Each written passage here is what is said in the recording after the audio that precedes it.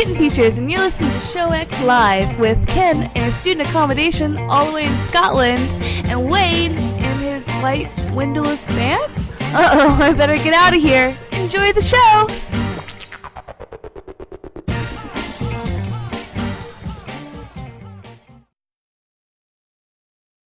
Hello, everybody, and welcome to Show X on VTWProductions.com. You're listening live at 2 p.m. Eastern, 7 p.m. GMT on this Sunday, the 9th of September, 2018. How's everyone doing?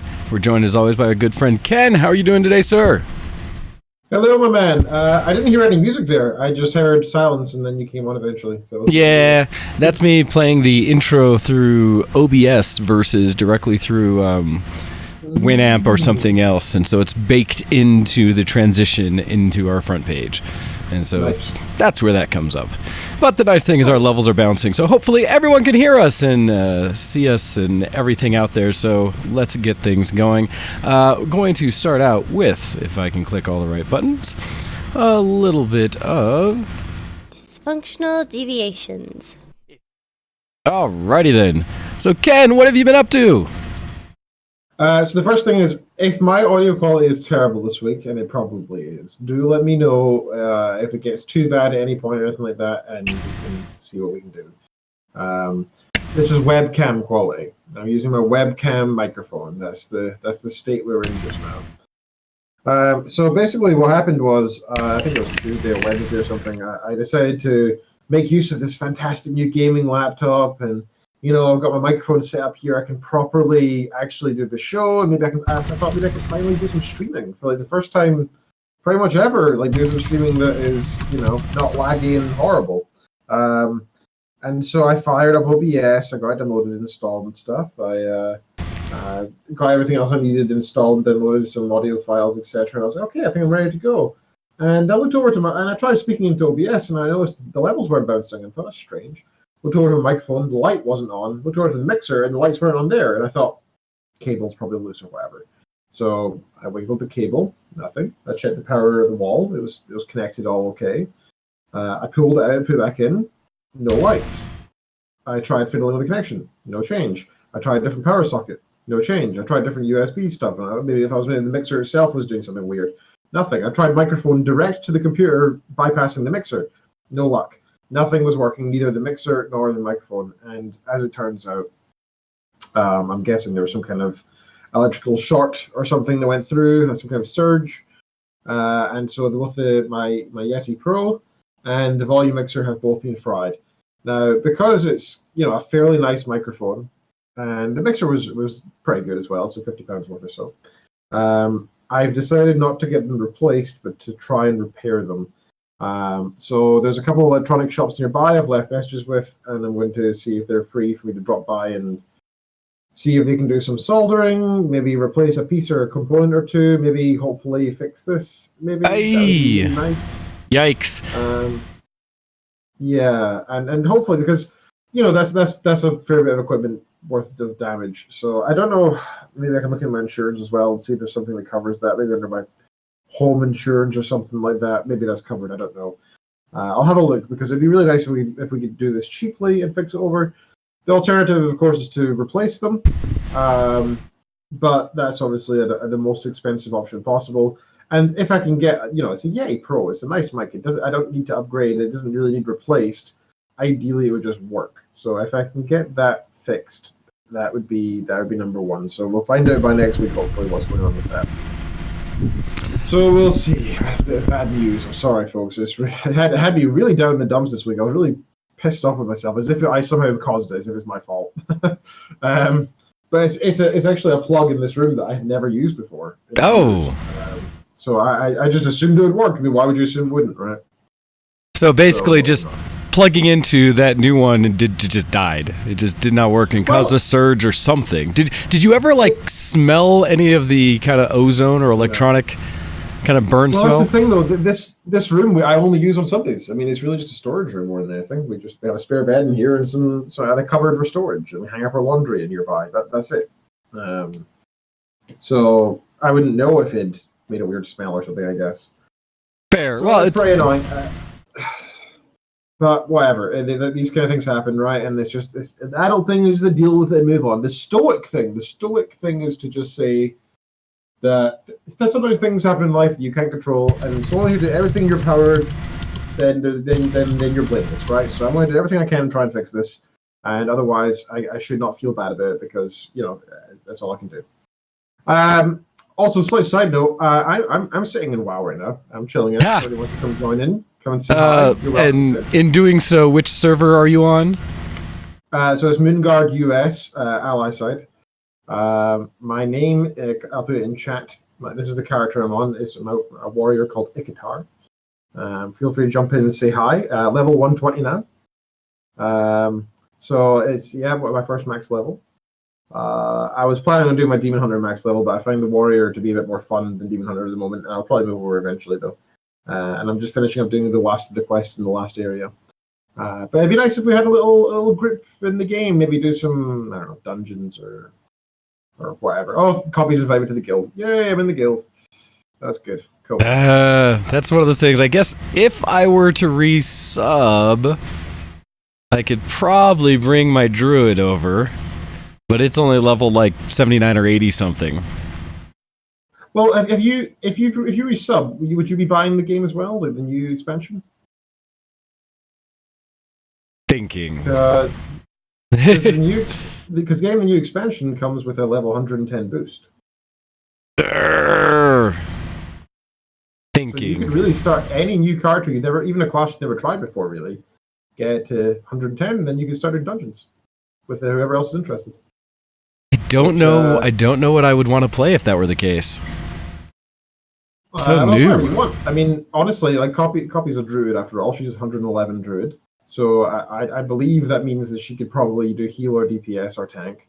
I'm mainly tank, but I've got a bunch of level 110s. They're all different specs. So really, we could pretty much get dungeon going straight away, which is pretty neat. I mean, normally on WoW these days, it takes a bit of time to get a dungeon going because if you're DPS, it'll take forever. If you're tank, it takes 2 seconds, which is nice.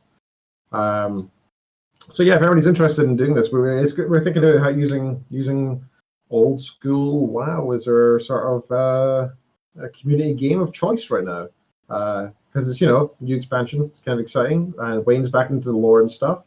Yeah, we could have a bit of fun with it. Well, and so that's admittedly one of the challenges for me is because if I wanted to play anything right now, it would be to go through all the old stuff that I never did, all of the raids and stuff that I never did, even if it was with a higher level character, just to kind of walk through it, but to kind of see the lore. That's a whole part of what I have been interested in, just getting back into the whole lore and world and story behind World of Warcraft and all the Warcraft games.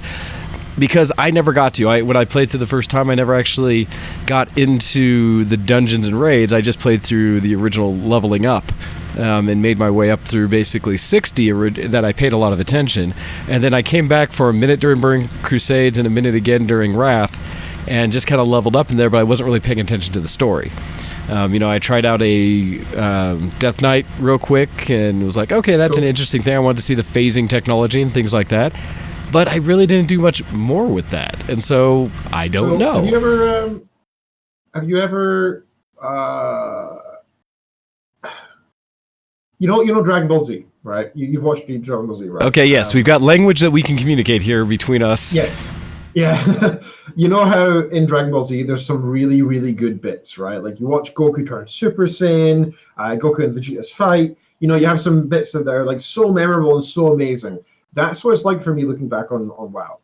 The reality of playing WoW is that just like Dragon Ball Z, there's lots of bits where there's Bulba episodes and, there's kind of these trashy, boring, like bog standard episodes that don't really advance the story and seem like filler. Just like any anime out there. WoW is full of those quests, right? That's always the downside of when you're questing in WoW. So I would say to you that just, even though you'll probably think back and be like, oh, I really enjoyed the game back when I did, you have to also take it with the pinch of salt of, there's a lot of stuff in between this. Like, go grab 12 bear asses. That's still there. That hasn't gone away. It makes sense. You still have all the grind. So as long as you go in with this sort of understanding that it's not all going to be roses and daisies and it has a little bit of grind in it there, it's still fun, though. I'm thoroughly enjoying it. And so But as for the old raids and stuff, yeah, I'd be up for doing all that again. I'm after achievements, so there's like all the Mr. Pandaria stuff. I tried to do some of that on my Demon Hunter at the end of the last expansion, and I found that there's a lot of bosses there that were just slightly too difficult to do, even at max level of the newer expansion at solo, because some of them had like mind control or you had to use certain types of damage. I don't know, something that made it unsoloable or really difficult to solo. So I would love to have a companion or few to go through that old content with. That'd be fun. And see, because the thing with panda stuff is I hate pandas, but the content in the land, and the dungeons, and the raids were beautiful. They were really gorgeous, really, really lovely art style. Okay. Thoughts and things. So yeah, I am considering, if you will, and I just we'll see. That is my one concern. Is I know a lot of people are excited for the new content, and that's not what I'm absolutely after at the moment.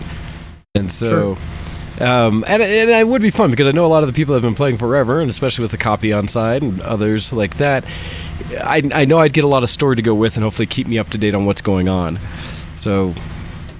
But yeah, I am interested now that DragonCon's over and things like that. I have potentially more time available, and so I could even see the potential of doing these Sunday night game nights again and make that at least the time that we get together for it. Yeah, and like I said, it'd be a cool thing to have on during the show, even if we're not doing anything particularly intense, just screwing around in some old raids that you don't really pay that much attention to, or just hanging out in Stormwind or something and dancing. I don't care, right? It could be cool to have that during the show anyway. So, yeah, it's a nice bunch of things there. The other thing I wanted to mention was, Hando was actually saying in the chat there, another good community game for us to play is Factorio. It's not quite as open and creative as Minecraft is, if we had a server there, but it's hella good game, and it's something we can play together quite easily, hop on into a server and play together, and it's quite fun. And I think a lot of people in the community already have this game. Yes, we have played some Factorio together. I also saw that I think you had posted for me a look that, even though it's not a multiplayer game, but an update to, what was it, FTL? It's not the update. It's currently on sale. That I was going to mention it during the news today. If anybody's interested, FTL is on sale on Humble Bundle on their store, I believe. Oh, on the store, like gotcha. £1.60 or something, like absolutely pennies. If you do not own this game, go get it. It's awesome fun. It's not going to be like your next 400-hour game. It's going to be more like your next 20-hour game, or maybe 10 hours. It's a smallish game, but for a couple dollars, it's so fun. Really worth it. Gotcha. Okay. So yeah, that part I wasn't sure, but very cool. Let's see what. Right. So yeah, in terms of dysfunctional deviations, I've not written anything out. Kind of winging it here. I'm actually traveling at the end of next week again, so I'll see how things are next weekend. I do plan to be on the show, but we'll see because I'm at a weekend. I'm at a wedding most of the weekend. Hey. We're staying in a hotel and stuff, and we're going to be away. So I don't know exactly what the plans are in terms of timing. So we'll see. And then directly after that, I'm going back down south again for a week. I will be back in time for the show the week after that. So in theory, the show should go ahead with no difficulties. Well, and if nothing else, I should be here regularly for a little while now, at least. I should be keeping up with things now that all of my major activities are done. I think I have a couple coming up here and there, but not for a little while. Cool. Other than that, I don't think I have anything to report. I've been thoroughly enjoying having this new laptop. It's been good for both work and play. I do hope to hear more about that as we get into our Geek Cred. I am sure you have lots to say about being up to date on technology for the first time in how long now? I have games. So that is exciting. But no, I can jump into my dysfunctional deviations then real quick. Hopefully Please do. Get this through. So the first thing I was just going to kick off with is, while I am not there, I want to throw a preemptive, or it almost might be right now happening as we speak, congratulations to Mr. Jim Butcher today, because he is off getting married. And so, fantastic. While I am here on the show and not up there celebrating with, I want to say a huge congratulations to him and Kitty, because I am excited and I can't wait to see all the posts about it and such. And so that should be awesome. I've been looking forward to it for some time. But beyond that, my face hurts. I don't know what I did yesterday, but my jaw, and I don't know, other people have heard of things like this, chewing is just like painful in the side of my face right now. And I don't know why. It sucks. It wasn't yesterday. I just woke up today. I was grabbing something to eat real quick before the show. And oh my goodness, it's like all the way up almost into my ear the way it hurts. And I'm not sure if it's something where I slept wrong and my jaw did something, or if I'm just old in another stage of old. But grr. So actually, I don't know if this is like a thing that I should talk about. I'll put it this way. There's somebody I know who has been complaining about having a sore jaw recently. And they have decided, they went to go see the dentist about it, and they've been saying how they need to actually wear like a brace during the night now to stop them from grinding their teeth. So probably that's what they've been doing. They've been grinding down their own teeth. Yeah. Well, and I've had an issue where teeth and jaw. I've done that some in the past and like cracked my teeth together at night sometimes. So maybe, I don't know. I have actual mouth guard. Maybe I should try that again. It just was random today. So I'm sitting there like, ah. But anyhow, that's nonsense. It's just been, I have not eaten well today because I had a few bites and was like, I'm done with that. Yikes. Actually, okay, things that I have been doing that haven't been geeky this week. So yesterday, so not in any particular order, but yesterday I started off doing some photography again. And actually, I have a few things to talk about photography. Mostly a friend of mine, so La Campette. It's her senior year in high school. And so her parents needed to get senior pictures done so they could get into the yearbook, and hadn't really come up with an option. It's funny because at work I saw her mother post about it, saying looking for a photographer, and I kind of did the chat like, hey, seriously? Like, you didn't just ask if I would do this? What the heck? And admittedly, she was kind of like, you're really busy, and I didn't know if you'd had time, so I was just looking at it. I was like, come on, got this. That's pretty fair. You're always busy. You do have a lot on all the time, every day. I do, but it was one of those, okay, come on, this is La Campette. I can make time to take her senior pictures. And so we scheduled, and yesterday, initially, first thing in the morning, since I was running around doing I was very busy. I was up till wee hours of the morning. I think I got about 3 hours of sleep, got up and did the photography, but went over and to her house, and we did some shots out in park behind and around the house there, and got some neat, just fun shots for the family. And then this morning before the show, she came over, and actually the studio is still set up on the side here to get some kind of with an even backdrop shots that the school would accept for the yearbook if the outdoor shots don't work. So kind of matching up multiple things. But I've actually focused a little more on maybe I should do real photography and pay attention to what I'm doing. And there'll be a theme into that as I talk about Geek Cred. So did that, but then also had an opportunity. A friend of mine got some free tickets to an event held downtown that I had never heard of before, but it was the Denver, what was it, the Grand Food and Wine Festival? And so that sounds awesome. It really was. And so we headed down, and essentially what it was, now I say free tickets. Someone who had gotten tickets wasn't able to attend, and so passed them on. And so we went because I checked online, and I think even though it was like sold out, but tickets originally were somewhere in the range of $130 a person, I think, to get in. Yeah, and the VIPs were closer to like $200 and more, something. Well, to that get must in. Be open bar at least. So yes, and yes. Ooh. So I particularly took the time to. I kind of scouted it, looked online about this, just because I had no idea what we were getting into. And what is it? You can find it at denverfoodandwine.com, I believe. And the event was the Grand Tasting that we had gone to. And so linking that into Twitch, if anyone wants to check out what they talk about it. But this is what we went to. And so not only is it open bar, if you will. Basically what this is it's a big gathering under tents of a whole bunch of different vendors. And in that they had... it took us a while to actually notice because it's so crowded, but above each of the tables in the back, they actually had it labeled out as stations that had distilleries, stations that had, distilleries, food. There was another one in there. I forget what the other one was that we noted. But in doing so, we wandered around, and holy heck, was it well attended, well stocked in the sense that you just walked around, you go in, and actually the first thing coming in, I should have had it down here, is they gave us glasses, like these big nice glasses, and that are all crystal from Germany. Crystal glass.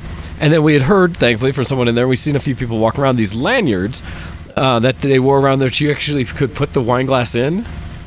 And it would carry it on you, so you could just have it sitting there. So as you continue to drink, it wouldn't spill or have the possibility of breaking. And my God. So was this like a kind of hoity-toity event? I know the ticket prices are quite steep. So is this like a sort of like the upper end? Nah. This is, I would say, very similar equivalent to Denver has another one that's hugely attended. And it's much bigger than this, which is the beer festival. And one of the things we have each year is the beer festival. It costs pretty much the same to get in, but it's all you can drink all day beer. It's down in the convention center, and it is attended by tens of thousands of people. This event, not quite as well attended, and because it's not a beer sense, so it's not all the local breweries, this one's all the distilleries and wineries there, it's a different kind of fair, different mix of the kind of food and drink that you could have. And so essentially they were having both the tastings and pairings with foods next to them. So some of the really nice restaurants around, including things like, barbecue places like Jim and Nick's or the Italian place like Maggiano's, and some of these really nicer places, I don't know, Bonefish Grill and some of these others, were there. Well, actually one of the big ones like The Fort, which does a bunch of exotic meats and stuff like that, all got together and were providing free foods around. And so we were going between stations of drinks, where it was like glasses of wine, and then, this guy's, they've got flavored tequilas and flavored rums and flavored vodkas. Oh, that's quite nice. Let me try these. And it was fun because they'd give you, like the wines, they'd actually fill up a little bit of the glass. And some stations were making mixed drinks. It's like, yes, we're using this vodka, but we've put it around with this little bit of an orange zest and some of this and some of that. And so there's this drink. Sounds so good. Oh man, was it? Holy cow, was this amazing. We crushed it. And I was smart because we took the light rail down so as not to have to drive downtown. So you'll be proud of that, Ken. I'm very, very proud, yes. Yeah, so went down, took the train, got in there, and just, I was day drinking and drunk by probably the first hour in, where it was just, I was feeling good. And, well, just wandering back and forth, and my friend had to, stop a few times saying, need drink, need water. I was like, water? What? That takes away from the buzz. It eventually got me to consume as well so that I wouldn't hate myself later, because wine drunks. Probably wise, especially when it's a full day event. Oh my god. Well, so it went for basically 3 hours for the general public, for general admission, 4 hours for people that had paid extra for first tasting to get in there without the crowds. And it was VIP was $250, regular was like $125, and first tasting $165. But we got it, and it was phenomenal. I would highly recommend, if you have any of these kind of events available to you, to check them out. Because we got so much, I got swag from it too. There were just people giving out little stickers and other things, and I ended up getting a real nice shot glass from one company where I will absolutely be finding their liquor. A lot of the places that I really enjoyed had cream-based liquors, a lot of chocolate cream, or things that you would think of when you think of an Irish cream or Bailey's and stuff like that, but a lot of little variations of those. Some were tequila based, some were rum based, all this stuff. It was just, there's so much variety, and just these tents were packed. And so I was feeling so good, music playing and stuff, that I would just go over and was like, drinks of this? Like, sure. And they had brought so much for the event. It has to be from them an advertisement perspective to say, get their name out and come, actually look for our alcohols later. They can't make that much of a profit, They can't be. No, there can't be any profit, because the way it's shared about, I drank way more than, what would be the ticket price. Plus what I ate, way more. Well, because they had cases of the alcohols just sitting everywhere, and they weren't allowed. Yeah, they also buy the alcohols in en masse, right? Well, and these are the ones. They buy a bottle of vodka. They'll be buying Well, this is the ones who create it. It's their breweries, so it's them making it, and they bring it. So it's them showing it off. So whatever their cost is, right, is what they have for these bottles. And they didn't go through them all, but man, were they crushing it! That was an experience, and one that I happily recommend to anybody. Have you started? Is there any food there that you or drinks there that you now want to buy though? Do you think any so of this, drinks? Yes, because I took a picture of a couple different bottles. Dora sea salt caramel cream. Oh, that sounds so good. That was a really good one. Elevation 5003's corn whiskey was quite nice. I had several really good bourbons and whiskeys. let's see, what else did I run into? Oh, the other one was okay. It was Nuku Bourbon Cream, and so it was a whiskey-based cream drink that was phenomenal. And the other one I took a picture of was Adelaide's mint chocolate chip cream liquor. And so, that sounds insanely good. Oh, they were phenomenal. Like I said, it was just candy, so much candy. So that was a nice day. So yeah, anyone who saw my... So when was that? Was that yesterday? Yeah, that was yesterday between 1 and 4. So after drinking heavily... No, see, it was good. And I ate throughout. There was so much good food as well. Like, trying to remember, gosh, because we started out first thing, and my friend was like starving as we walked in the door. And so went up to one of these first booths, and they had these... Oh gosh, what was it?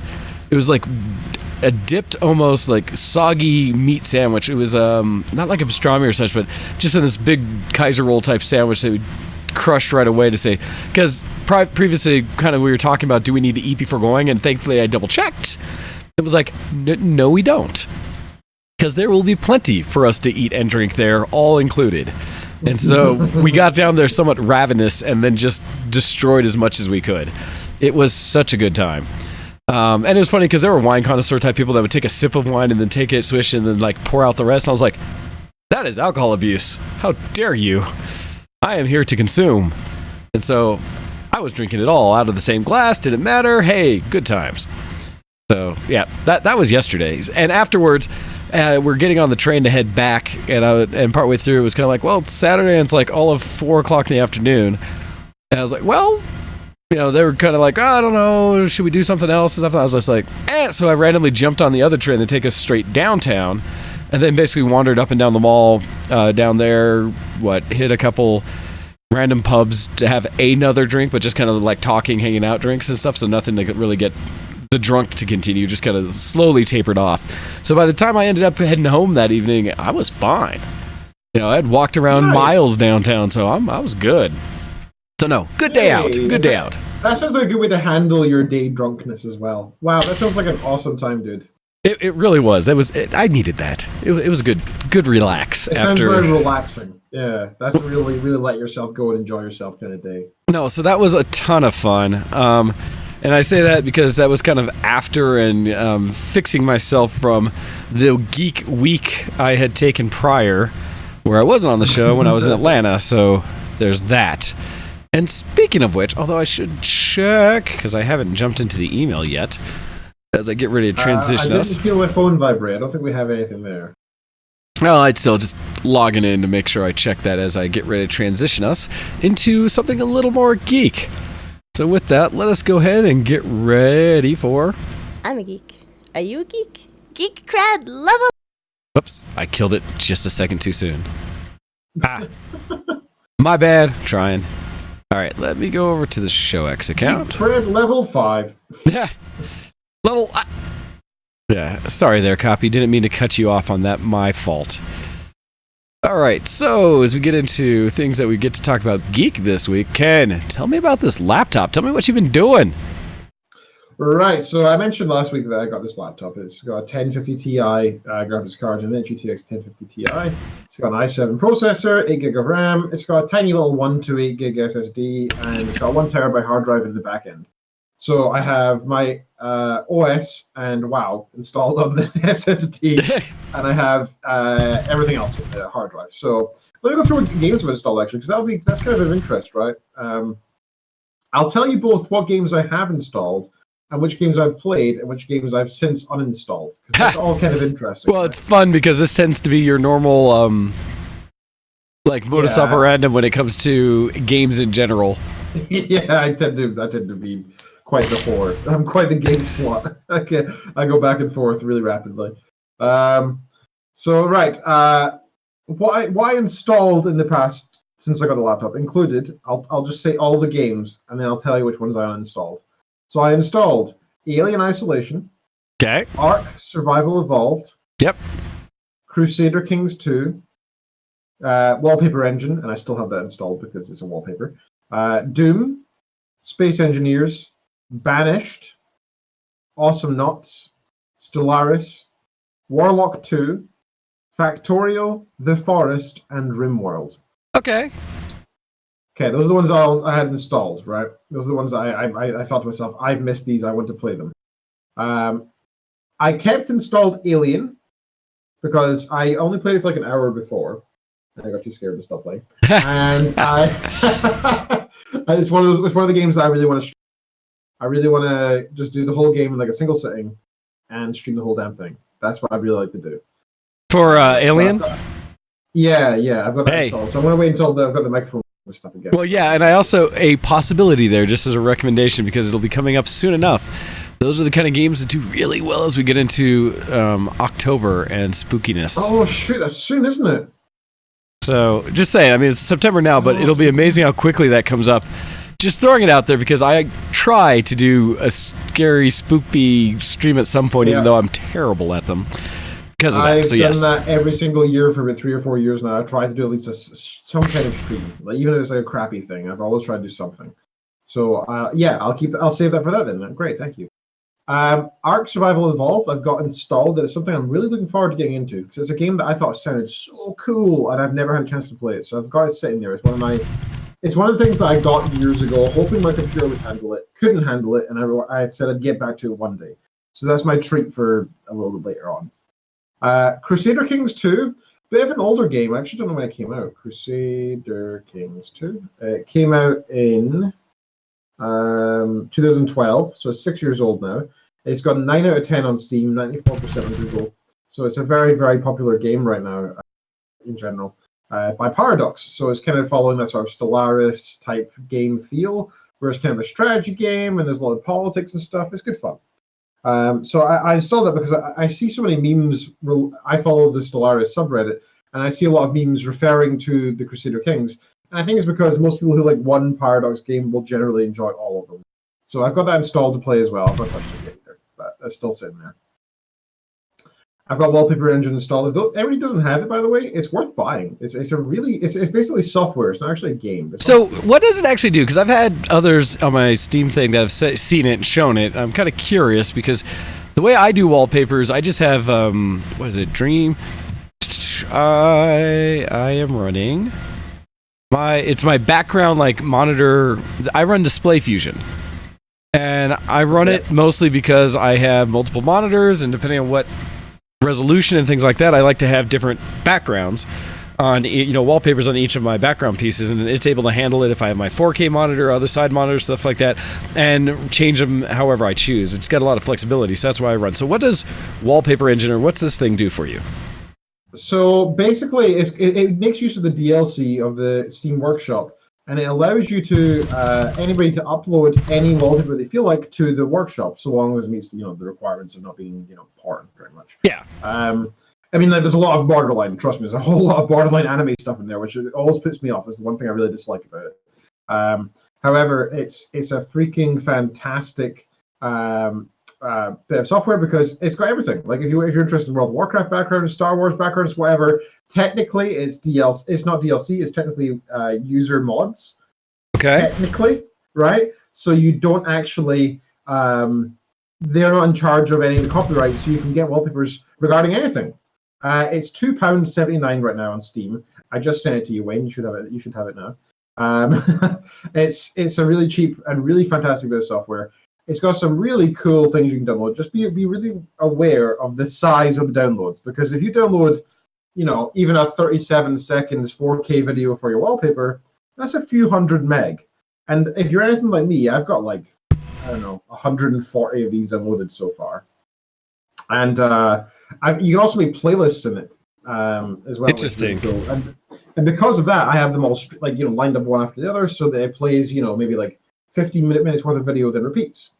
Now the neat thing is that it's in beautiful 4K. They can have audio as well, and it works in your Windows background.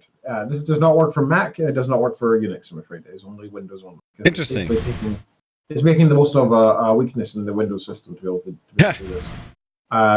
But I've got playlists including a villains playlist. So I've got, for example, Arthas, Darth Vader, Sylvanas Windrunner, loads of Vader actually. I've got Raven from Star Wars as well. All of those inside this one epic set of backgrounds that are all in 4K, beautiful resolution. Really shows off how nice the screen is. I've got a meme playlist that has a bunch of memes that Oh are up no. there. Like stupid things with Putin dancing and Trump dancing and stupid stuff like and dog memes and stuff like that. It's quite funny. So it's kind of like my humorous backgrounds. I've got Dragon Ball Z related ones. I've got beautiful space ones. It's a really, really nice piece of kit. I couldn't recommend it enough. It's really cheap, £2 or whatever it is. It's nothing. Please check it out if you're looking for a way of, if you're not using your computer and you want to have a nice, effectively a screensaver, this is the modern and beautiful way to do it. Please check it out. Interesting. Okay. So I've got that still installed. I've got Doom installed. I've not played it much since I mentioned last week. Doom. Yeah. I installed Space Engineers, but I have since uninstalled it. So that was one of the games that I played a little bit a few years ago with Hando and a couple of other people who were interested at the time. But it's unlike Minecraft and everything, which is, well, nowadays on PlayStation, Xbox, and the likes, it's very handheld, right? It'll tell you what to do, and it'll help you through it. It'll give you some purpose. It's not quests or anything, but it'll only unlock like crafting stuff as you go and give you tips and tutorials. Space Engineers doesn't do that in the slightest. In fact, it throws you really far in the deep end. And I don't really like the feel of the gameplay and the menus and everything. And I just feel so overwhelmed when I go into it. It really feels like I'm trying to do a chore. Oh, yeesh. I tried going into it 3 times, and each time I was like, oh, I'll do it later. But at the end of the 3rd time, I sort of realized I don't plan to go back to this later. I really don't want to, so I've just uninstalled it. Oh no. Yeah, it's a neat idea. It's basically Minecraft in space and multiplayer, and it's pretty cool. But it's a bit, I don't know. I don't think they came up with the basic design principles correctly. Banished, I've still got installed because it's a fantastic game. I've got 94 hours on this game, which, by the way, is insane considering it only costs £15. It's a really, really beautiful, pretty game. Gorgeous soundtrack, really relaxing, at least until something bad happens.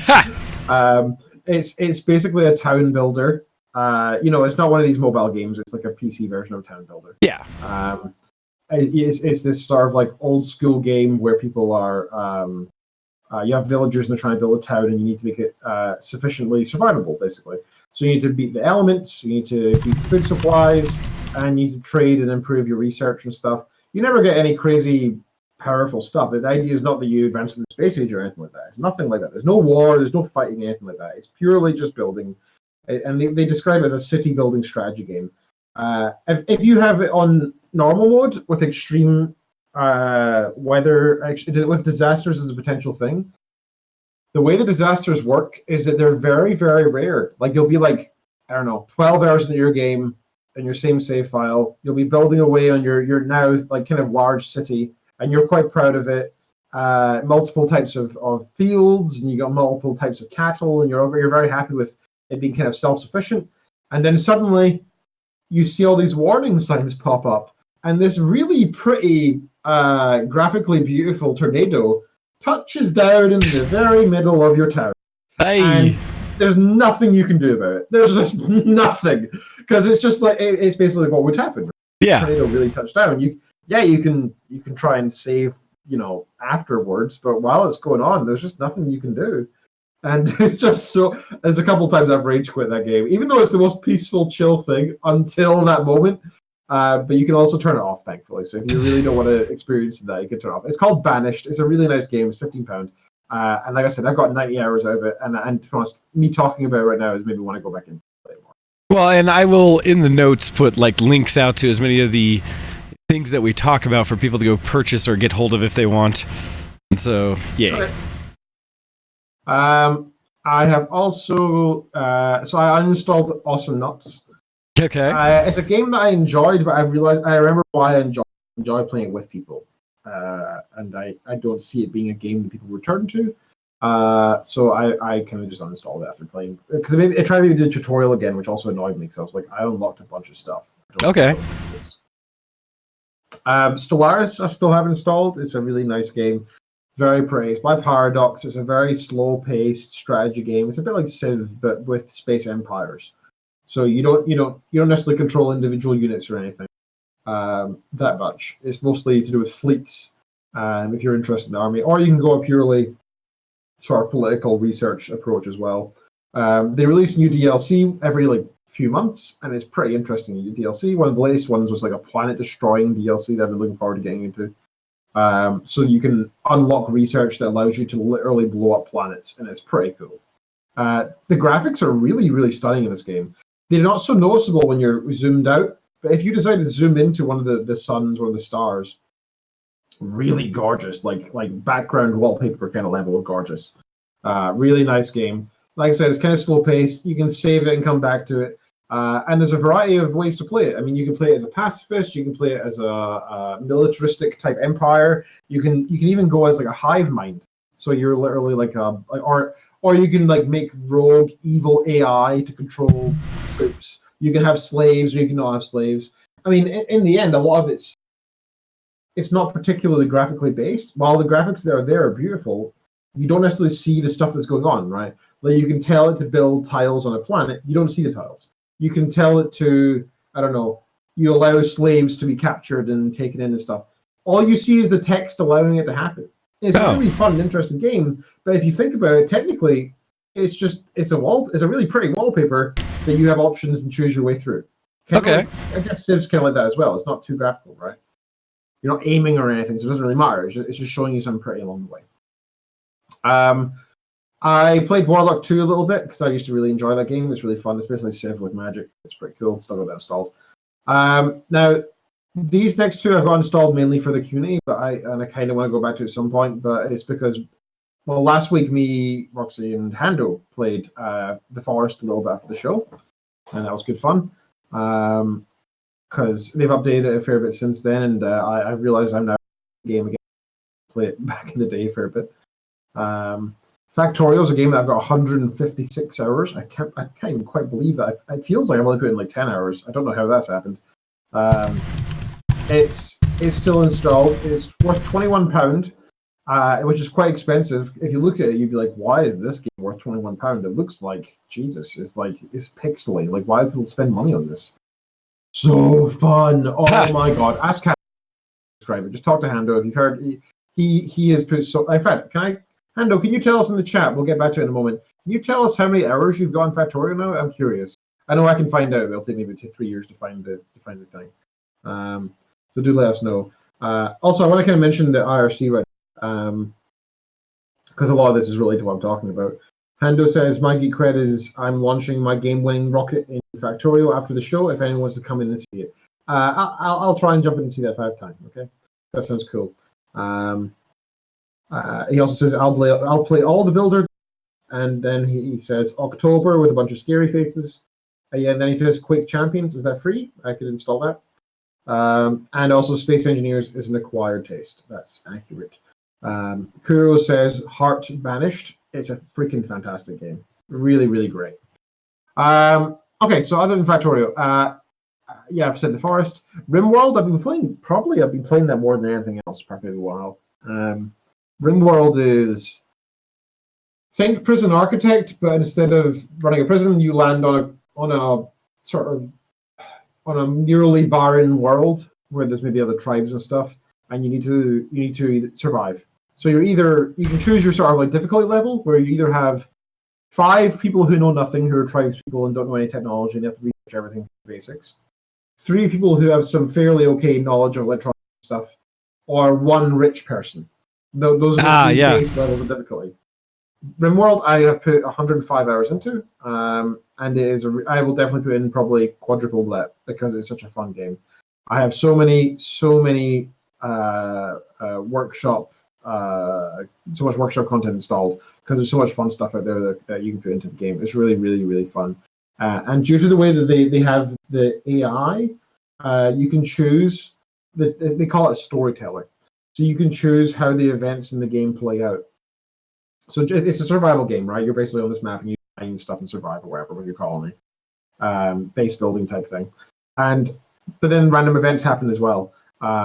So if you put on, like, for example, the basic one, it's linear. So at the start is really easy. Then, like, after, the richer you get, the more difficult it gets as well. And eventually you'll be getting frequent raids, and you should have defenses up. And this is quite the standard play, right?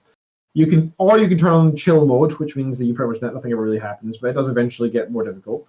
Or you can put on random so that you never know what's going to happen. It's truly, literally random. So you might start the game and then suddenly like 1 million gold drops from the sky. You have no idea. Or 10,000 trips drop from the sky. You really don't know. It's a really fun game. It's frustrating at times. There's some dumb things in it that are quite funny. For like, you have to worry about your colonists' happiness quite a lot, their mental state. And there's dumb rules, like if they don't get to eat at a table, they get upset. They get a little negative thing on their mood. So you put in a table and a room with like dining chairs and a table, and then they don't sit when they have their meal, and you're like, what the hell are you doing? And it turns out you have multiple tables and chairs around the colony, so they have easy access to table and chairs. It's not just that they won't walk halfway across the map to get to the table and chairs. It needs to be nearby table, and there's dumb stuff like that that's a little bit annoying at times. But it's kind of funny, and it's almost like an in joke with the developers. If you follow the Reddit at all, that's kind of how they play with it.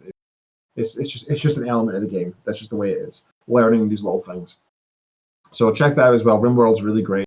It's currently on Steam for £23.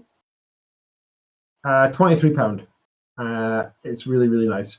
Or you can spend £32 and buy a RimWorld name. So all the characters in the games have names based on people buying this pack. So you might end up like, I've had people call dumb stuff before, like, I don't know, Shovel Face and stuff. And it's because people pay for the character names. Gotcha. So that's all the games I've got installed right now. I thought that might be cool. I should also probably talk about that game, the game that we shouldn't talk about. Wow. Yeah, got max level. I've been playing around with my tank. It's been good fun. I've been quite enjoying the world PvP. So the cool thing about this new expansion is that they've returned to world PvP as being a real thing. If you go into your talents, you see that there's now 4 talents available that are extra on the side that are PvP talents, and they're only available in the normal world, even against normal mobs. By the way, there's a little bonus that you get these talents against normal mobs so long as you have War Mode on, which is like the modern version of PvP. Okay. Also, you get 10% increase to your experience and quest rewards. So if you have War Mode on, you get a little boost in XP, and you get a little bit more gold as well as you play along. So it's encouraging more players to play with this War Mode. So which is really fun. What is War Mode? Because that's not something I really understand. It's pretty much, I think they're going to pad it out a bit more in the next patch. But basically what it is right now is just normal PvP. So if you're running around the world and you see somebody with a red name tag who's like a horde player when you're alliance, you can attack them at any point. That's just allowed. Now the thing is, most of the game for the new expansion is in 2 separate islands, one for horde, one for alliance. But there's also some extra quests you can do that give you extra rewards or PvP type rewards on the enemy's island, right? So you go in, kill 15 dudes, and then you get some extra rewards, like minor stuff, like honor or whatever. And there's a little, and it's also linked in the story because the lore is Battle for Azeroth, right? So you're actually supposed to be attacking the horde. So you'll be establishing your alliance mini base on the horde island of Zandalar.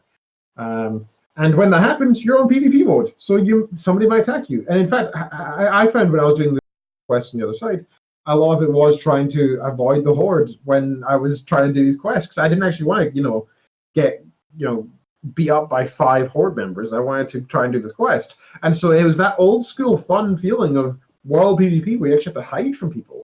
It was really cool. Whereas, you can turn it off. You don't have to have. Well, I was going to say, is it toggleable, like something you can turn off whenever? No, you can only turn it on and off in Stormwind, or your capital city, so Arkham.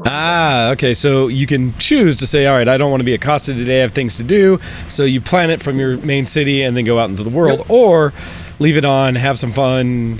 Okay, I like how that works. It's a neat system. Now, the best thing is, because most of the people playing on 2 different islands, effectively, when you're doing the alliance and stuff, you have War Mode on, you just basically get 10% extra pretty much. Almost nothing ever happens. But the really fun thing is that it really has that effect of you're a bit more wary in the game. You don't feel like you're in control of everything. It's kind of nice.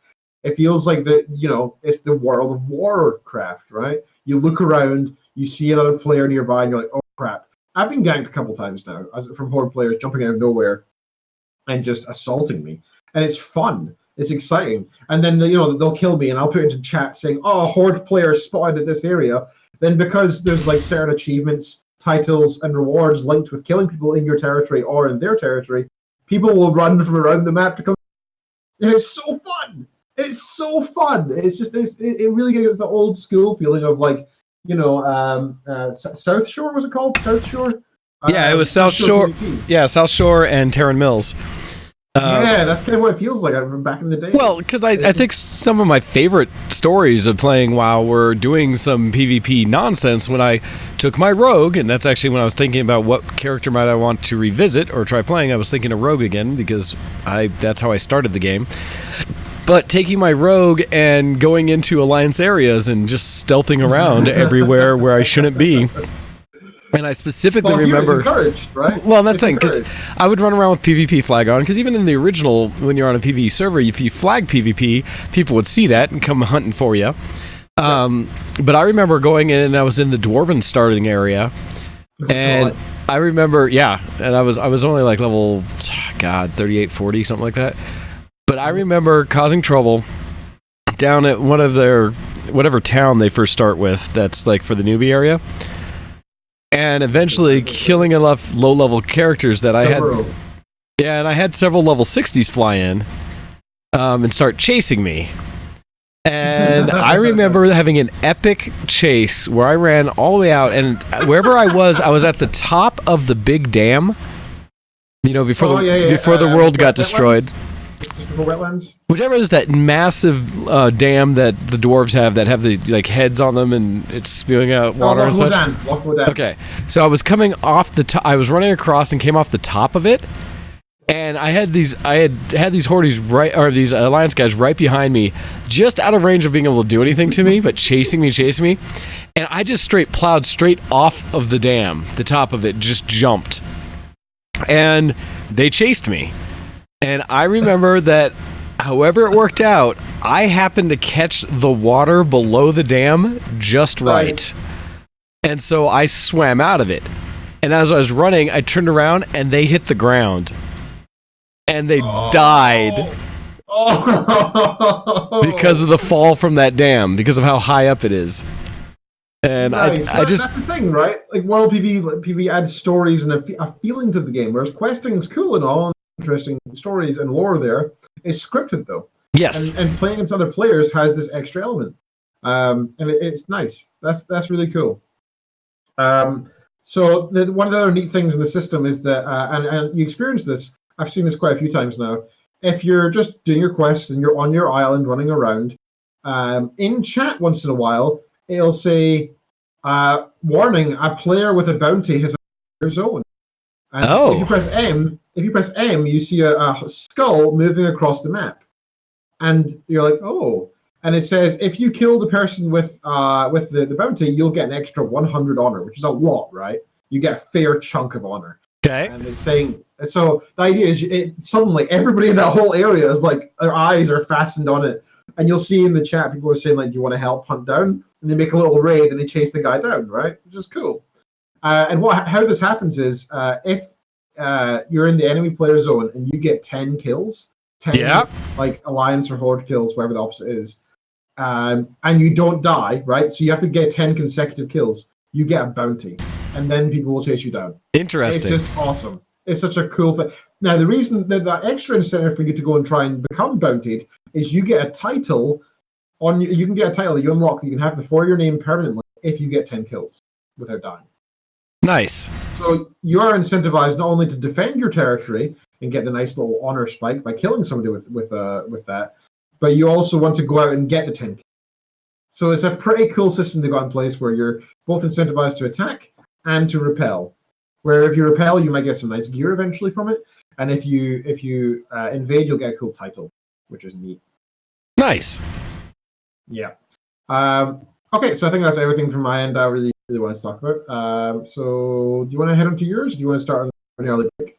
Let us see where we at. We may go to break before I do, but no, that's actually really cool to hear because I like games that incentivize both the opportunity for people to basically interact as, PvP, like it should be, and with that helping so that it's not just griefing, ways to do anti-griefing, and so thus incentivizing others to come take care of a problem. And so I actually really like that, and that is super cool. Oh gosh, copy. Talking about the fall damage part, saying that cats don't take the same fall damage. I jump from all kinds of dangerous heights. Well, and admittedly, there's a part of that why I like my druid. I actually really enjoyed my Tauren druid. The other challenge, though, is I have to think about what I would go to, because you guys are on Alliance, which admittedly might be something for me to play on WoW, since I've always been a Horde. And so I have my Draenei right now, but level like 10. So, well, it's like I said, if I'm doing the lore thing, maybe it'd be interesting to see the lore from the Alliance side. See what all the pretty people think of the world. So I'd be happy to do whatever. If you want to start Horde, I can start. I am tempted. So as we talk through this, we'll figure it out. But no, that's cool. So I don't want to get into mine yet. I did actually want to, just as a preemption for it, as I looked through the emails. I had sent an email in last week. I don't know if you had read it or not. No, I didn't. Oh, yes, I did. I did read it, yeah. The one about the Hey Show X? Yes. All right, cool, cool. Because I didn't have any way to show the images, though, so we didn't have the images shown. I did read through it, though. Oh, did they not? Oh, that sucks. I thought I attached pictures. Basically, you attached them and stuff, but I had access to them. The problem was that there's a thing with gaming laptops that have. I don't know if you know this from your laptop. When using OBS, you can't activate display as one of the scenes without installing a specific driver. Gotcha. And I didn't have the driver installed during the show, and I tried to quickly fix it, but I didn't have. I couldn't do it in the show, so it's not started yet. No, that's okay. I was just curious to make sure to jump back in, because I was at least trying to touch base from when I was out in Atlanta and wanted to say, hey, everybody, this is what I was doing. Appreciate it. So that's what was going on with that. All right. With that, though, no, I think we will jump into the break. Let's see, what do I have queued up? I actually was going to go through something nice and old school, a little Joss Woodward. And I don't know which song this is, but it should pull. It's House in My Head. I don't know it off the top of my head. And so we'll see what that one goes for. But we will be back right after this. It'll be, just under 4 minutes. And we will continue on with my geek cred for the week as I start to talk about some things DragonCon related, because I spent a solid week in Atlanta doing geek things. All right, everybody, you're listening to Show X on VTWProductions.com, and we will be back after this. I'm a geek. Are you? Send in your emails to showx@vtwproductions.com.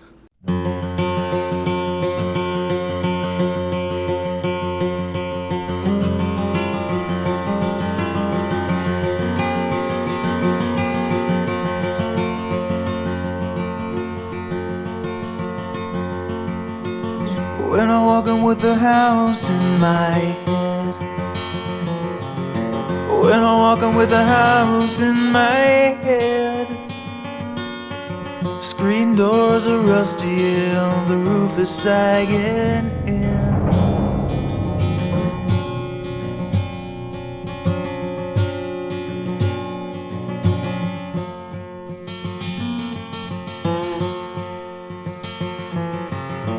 When I'm walking with the voices in my head, they say you gotta jump to 2 before you go to bed. Well, just keep on walking on the road that lies ahead, and you will see.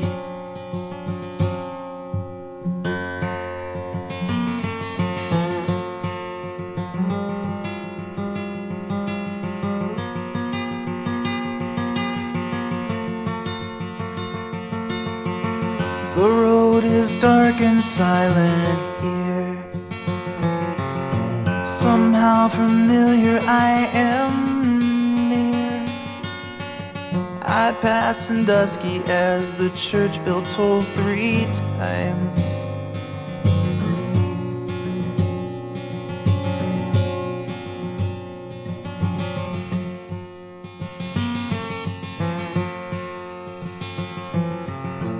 There it is, it's a house inside my head. I gotta listen what the voice inside me said. forgive me for what I must do, because I have no choice.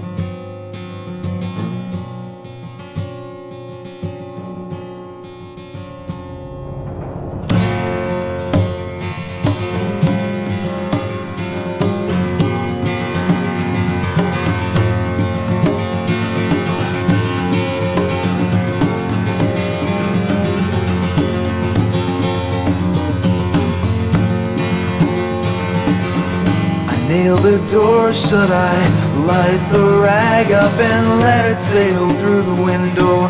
Watch the flaming phoenix glow, and I hear the screaming, and I see my demon, and now it's just a memory. I had no choice, it's them or me.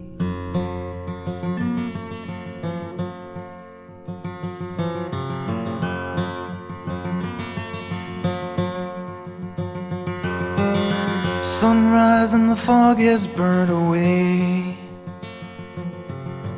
The present's clear, but the past is gray. I try to find my house, but I don't know the way. Well, am I ever gonna find my house? The house that's in my head.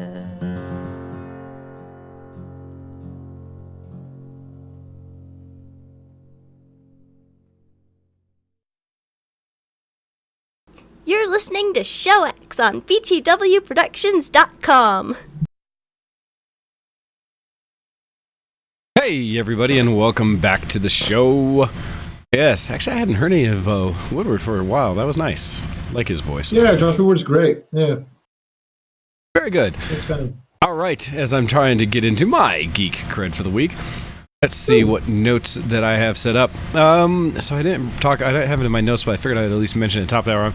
I'm still doing a lot of 3D printing and such, and I had finished up a lot of projects for the convention, for DragonCon and such, but now that I'm done with that, I'm actually back on a commission that I'm doing, which is for a big cosplay helmet. One of the challenges I've run into, though, and I point back because you can kind of see them in the background, the printers that are working themselves away, is that the filament I'm using, this nice gold filament from Robo, I had on a spool, and somehow the spool itself came apart, and in doing so just went all over the place. And the challenge is it meant that the filament got really knotted and kind of on top of itself. And I kept trying to use it, but it would eventually catch a knot and stick itself to the point where the machine couldn't feed it, and it would fail a print. So I had spent the last couple days, and started actually before DragonCon, kind of re-spooling what I could of it, and so wrapping it around a spool, and then having to twist it multiple ways to keep it from getting knotted, and keep doing that to try to get a usable amount of it, because I would look to order it again. I had bought it on a special where I got it for half price, so now when I look at buying it again, I'm like, that's expensive. And so I've gone and I got the spools going, but I could only get so far before I'd kind of have to clip it and then start a new spool, and just it would get so tangled. And so I was able to do it with both the spools that are running right now, but the one on the right is getting close to running out again. And so at some point I'm going to have to go and pause it to make sure that it doesn't run out and fail a print, and then I have to re-spool more of the filament. Because I only have 3 more pieces to print after these two, and then I'll have this commission done. So we'll see what I can do, but that's a challenge that I'm currently dealing with 3D printing. So I think I looked, and I should be good for at least the rest of the show with the one on the right. But we'll see. I may be looking over my shoulder here in another half hour just to double check that I don't see it running out, so I have to run over and pause it real quick. Anyhow, but yeah, so that's happening. So, Geek, DragonCon. All right. Our people have got to have heard about this. I talked about leading up to and kind of things just in general. I probably won't spend a ton of time on it because there were stories to be had. Hopefully people saw some of the posts I did on my Predictably Ham page primarily, and some on my Death House page for photos. But DragonCon is this massive convention that takes place out in Atlanta, Georgia, and goes originally, it was a con that lasted from Friday through Monday over the long weekend. So a 4-day con, which is a pretty big deal. This year was the first time they actually built in programming on Thursday. And so opening ceremonies and actual other things are on Thursday. So this is now a 5-day convention. officially. And we did good this year because I'd gone previous couple and got a room and arrived in there on Wednesday. And so we had a day to get settled into the hotel and purchase supplies, get costumes all up and ready to go before the convention officially started. And I had time to take my two roommates for the con around and show them basically how it's all set up, because DragonCon takes place in 5 main hotels: the Hyatt, the Marriott, the Hilton, the Westin, and the Sheraton hotels that are all downtown. 3 of those main hotels, the Hyatt, the first 3 I mentioned, are actually attached to each other through skyway walkways and stuff like that, so you can stay indoors, which is great because Hotlanta is hot and sweaty. It was basically high 80s and humid the entire weekend. And it's something where, I mean, the other main 2 hotels are all of a couple blocks away, so it's not a big deal. We got a hotel just further past the Westin down the hill, which wasn't, too inconvenient. It was off the main Peachtree Street, which made it a straight shot up. But it did come with some amenities, which is nice in that it was a suite, had pull-out couch bed as well as the main bed, so everyone had places to sleep. But it also had like a full kitchenette. And so it had a stovetop, microwave, it had dishwasher, sink, all that stuff for the kitchen, and a full-size fridge. So we were able to not just live off of like ramen noodles and normal con fare where it's whatever you can heat up in a microwave. We actually could cook some stuff, and so in doing so, made some pizzas and things like that throughout. So it just made it living at night a lot easier. Plus free Wi-Fi, and one of the other big things is free breakfast each day, which saves one of the meals each day that you can have. You can start the con fed, which is important for con life. So that was really nice. But DragonCon itself, when he got there, showed everyone around, so walked us through the hotels and kind of showed the routes of how to get between all the main con hotels. It's basically tried to recreate the tour I was given when I first showed up, when my friend Lee was able to take me around. Because it does make a big difference. Once you're there and there's people everywhere, you just lose yourself. And a lot of the problems is at the main hotels, when you walk into them, you start at one of the top floors. Well, almost each of the hotels has 2 or more floors below them in the main area that are available, as well as like if you go to Westin, you actually go up multiple floors to get to where the events are. And so if you don't know that, trying to find a room or a stage or something where something's taking place can be very difficult. Even there, I think it's in the Marriott in the main part, the marquee, down at the very bottom is where the artist or the Walk of Fame is, where all of the stars that come in and the guests have booths and tables set up so you can get autographs and pictures and things like that. And if you don't know to go to that basement, you never find it to actually see all the stars. So it's things like that. So I was able to take them around and show them everything, get some food. We hit the heck out of the CVS that's down there, which is basically a pharmacy, kind of a Walgreens store that has everything in it. And we constantly were getting food, drinks, and stuff out of there, big bottles of water, all that stuff to be supplied, which is wonderful. And so then come con start on Thursday, we were able to sleep in. One of the challenges we had is, so I went with Hide My Air and Melon Dream Cosplay, who've both been on the show and talked about things. Nice. Hyde had just come off of the prior week being down at Colorado Springs Comic-Con as a guest. And unfortunately, just for all the working up to the convention and then hosting and being there the whole time, had destroyed her constitution, and thus coming to DragonCon brought a little bit of con plague with. Oh no! And so ended up being a patient 0 in our room. Oh no! Well, and this happens. Oh gosh, this happens from all over. Unfortunately, I've seen it multiple times where you do too much. I mean, especially an event like any convention, but people come in from all over and bring whatever plagues they have, and so coming from one convention to another makes it even worse. But came into the room. It's Freshers Week here. I know all about it. Right. Plus, just doing everything, and DragonCon's one of these cons that you tend to stay up all night every time. So we actually played it a little easy the first couple nights. Didn't go to the opening ceremonies, but I wore costumes, each of them. Did start out on Thursday.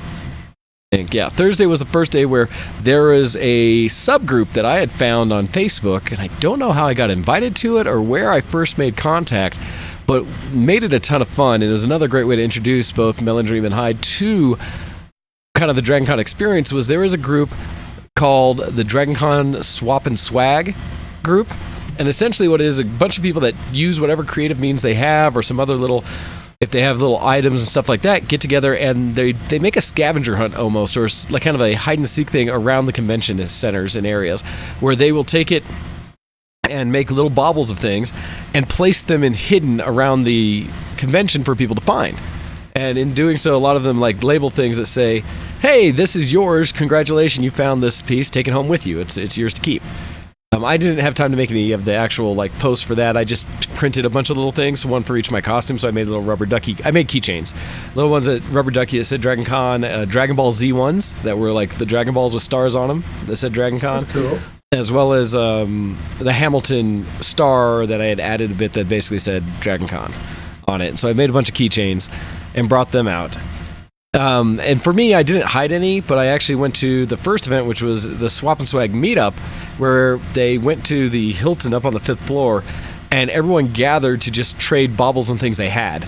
And some of these people are so serious about what they do. There were people that made full-on like perlers, what Copy does and such, but like little handheld size ones, and we're giving them out. I think one of the ones I got was a power-up star from Mario Brothers. And then there were people who were giving out, I got a piece of carpet from like one of the original hotel carpet things. I got, there's some interesting things. I got lots of, got lots of glow sticks that people are giving out. What other, some of the cooler things I got? A lot of like little food items, stuff like cookies people were giving out and stuff like that. To some other little things. Some of the things was on a lot of the convention things you get on a badge. People make little banner things, little sticky that have something printed out on it, ribbons basically that you can attach to your badge. And so people have whole lines of all these different ribbons they gather. And so I got like 2 or 3. One of them, which was awesome, was an actual carpet pattern, the original Marriott carpet pattern that's famous around DragonCon. That someone made ribbons of those. That was probably my favorite thing. One that was for the Swap and Swag. And then what was the other one I got? I got a third one that I forget, but I think Hyde ended up with like 4 or 5, and I saw people walking around with whole lists of them, which was great. That's cool. There was a person giving out just shots, had just a big pitcher of alcohol. Okay. And had like little plastic shot glasses, and you walk by like, here you go, here you go. That'd be illegal here, but okay. Oh no, we were just doing that constantly. And actually, somebody, and I never found them, had made like 1,000 Jello shots that they were giving away for swag. Oh my god, that's cool though. Yeah, right. That's one way you get followers on your Instagram, right? Well, and it's such a good way. Okay. Well, it's just such a good way to like start the convention and get people in that party mood, because DragonCon really is all about just getting together and having a fun time and partying it up. And so it's a way to kick it off. And so getting part of this group was really great for that. And so went out and spent, and God, it was so many people there that eventually they shut it down. The security in the building came and said, "This is a fire hazard. You cannot be up here." Because we filled the entire 5th floor common area that was in the hotel. It was packed. You could barely move around.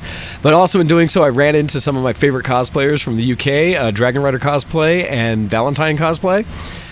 They were actually at the Swap and Swag, and so the first time I got to see them was there. It was just like, hey! Amongst the massive crowd of people. That's cool. That was really phenomenally fun. Did that, kind of got everyone together and stuff. So we kind of ran around and did that initially. Eventually got back to the room. We were in and out of the room a lot of times just because it's life, getting sustenance, things like that. But then the big event for us on Thursday night was the Bunny Hutch.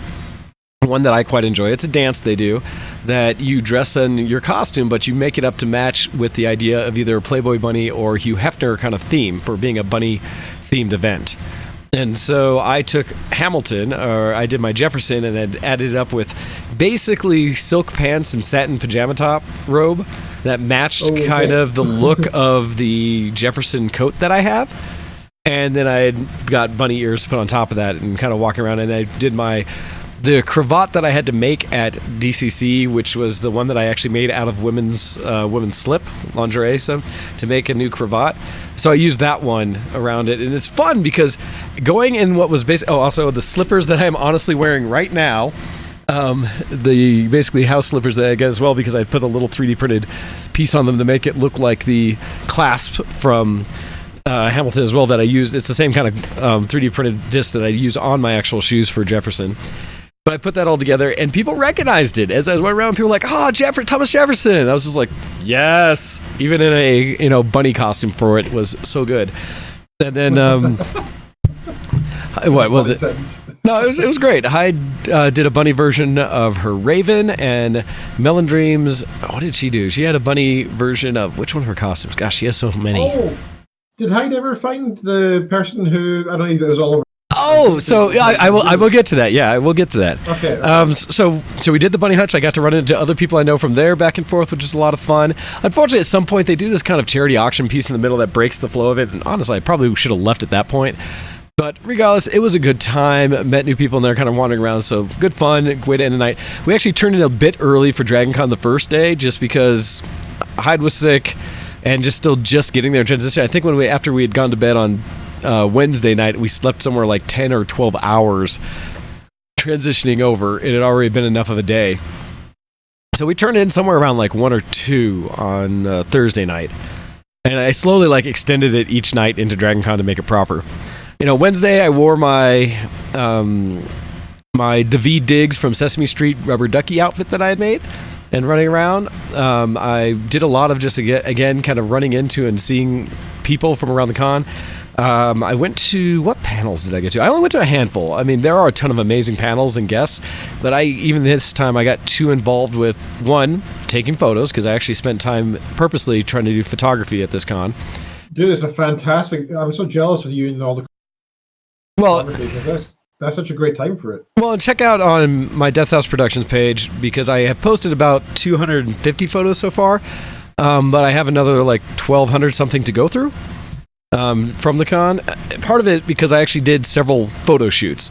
I mean, not hardcore ones, but I brought my light wand that I have, the nice one that you can control and adjust all the lighting for it, the colors, and how intense it is.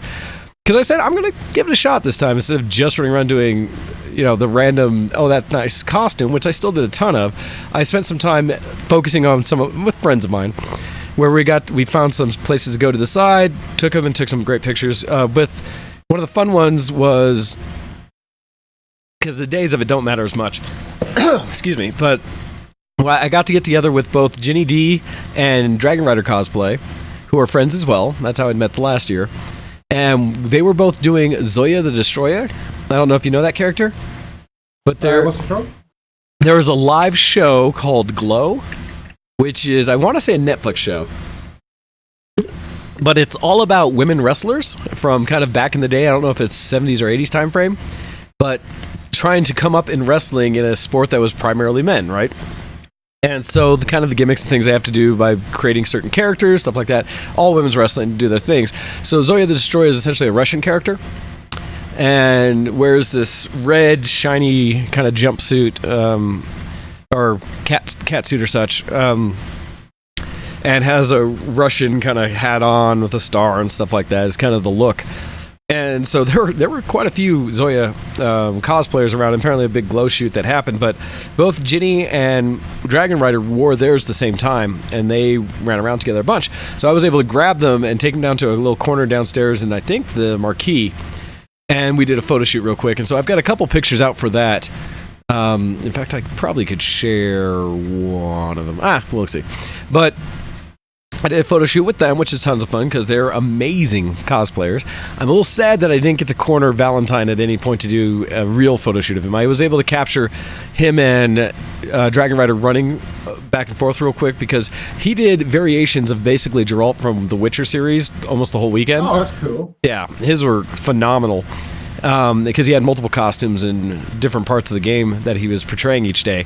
But he had actually entered, and I need to ask him about it a little more, his costume in the competition, in the actual cosplay competition for one of his, and so I'm curious how that went. I don't think he won, but I think he did fairly well. And then I saw them as they were running to they were about to head to the aquarium on Saturday night, and so I missed one of the things I did miss. But heading to the aquarium to do a shoot, and I caught them in their evening wear versions of two of their characters. And so real quick, it was funny because they were running to get there, and I was like, oh, hey, great to see you guys, because we just hang out, whatever, regardless. But talking to them, I was like, oh, no, it's great to see you. And it's like, oh, sorry, we can't stop. We got to run. We got to get this. Yeah, no. Can I just get a couple quick pictures? And Valentine was kind of like, I need to. Dragon was like, oh, no. For photos, we have time. For you, here, stop. And she pulled Valentine back, and we enjoy shooting with each other. And so it was fun that she stopped like right in the middle of things like, nope, we're going to take a minute to get a couple pictures with Wayne. So that made me feel good. It's like, hey, cool. And then let them go running off and such. But then I was running around basically all of Saturday because a few people got my David Diggs, my rubber ducky costume I had on Friday. The ones who did, it was pretty good joy, but it was like maybe 4 people the whole day that actually got it. But the ones who did it was great. And then on Saturday, I got in Jefferson again. And, well, starting the day, we went to the parade because they have this big parade they do. They shut down most of the downtown streets, and they have a bunch of cosplayers just walk the street kind of waving at all the people. I may never do that again because it's not well managed to the point where we were kind of found a spot on the side like, okay, this should work. We're down a hill a little bit. We'll watch from here. So many people and not enough through like places to get, not people knowing how to get around it, that it was like a mosh pit the entire time. And it was so much that people started getting angry. It was hot. People wanted to go up or down the street and nobody could move, and so they started yelling at each other and things. It just was really not good. And it was enough so that my friends that I was with got pressured into a way that they someone broke down a little bit and was just like anxiety. And so I was just saying that's panic attack type. Yeah, right? Yeah, and essentially that kind of happened. And so at that point, I stopped just being there and stepped in, and I had to like push through the crowd to get back to my friends, and then kind of say, "Hey, I'm here," and it was again bad. And at that point, I said, nope, we're out of here. And I had to keep my temper from getting too flared. But eventually what I did is I pulled us to the street, to the actual way that the parade was coming. And I was like, nope, we are going up and out of here through this. And so we got out of the crowd, went up to the top of the street, wanted to get out, but there was no way. And so we actually stayed on the parade route in this kind of corner area where they were turning, so it wasn't really a traffic area. And we sat down by the barriers there until everything calmed down. And basically we watched the rest of the parade from there. But just sucked because it was going to be a fun event and fun thing, but there were just too many people, and they really needed to find a way to like force there to be a channel for people to move or some way of managing how many people there. It was not safe. And there were some people that really did get not trampled, but were not having a good time. And so that was a bit rough. So yeah, that happened. But thankfully we calmed enough that I was actually really afraid that was going to ruin some of the weekend, or at least the rest of that day for my friends. But it didn't. We're able to kind of rally from there and continue on with the day and have a good time. And from that, I was able to, get back afterwards into Jefferson. We all changed into costumes and such, got out again. Then I got to meet up with my friend, Take a Chance Cosplay, which I've also told people to follow before, who I'd met last year at DragonCon, because she put together an Alexander Hamilton cosplay, one that she'd picked up from another friend and then started wearing herself. And so we had made a point that we were going to cosplay together. And so we met up and basically ran around, which helped because then once you have more than one character together, people start recognizing your costumes more. But we played it up a little bit because Jefferson and Hamilton, at least in how it's portrayed both in history but also in the musical, were at odds with each other essentially the whole time. And so my Hamilton, take a chance, spent her time giving me guff almost constantly, playing the part. And I did respond in the sense it was great because my character, both because, she's 15 years old and she's like half my height, that people would see both so just one swift kick is enough is what you're saying. Ha! That'd have been nice. No, but what it was is that she, and she was wearing this shiny green suit too. So her outfit is just as shiny as my coat. But people would see my hair and the cravat and the top of my coat and stuff, and be like, Jefferson, oh hey, can I get a picture today? And come running over and stuff like that. I'd be like, well, of course you can. Come on over. It's like, well, and I understand that you wouldn't have noticed, but if you want, I can get my Hamilton as well. And stuff. And so every time I'd basically joke on that nobody noticed Hamilton, nobody would see initially Take a Chance next to me. And so I got to give her gruff about that the whole time and just be like, no, it's all right. No, I am the shiny one. And she just kind of got a little annoyed. Good, well done.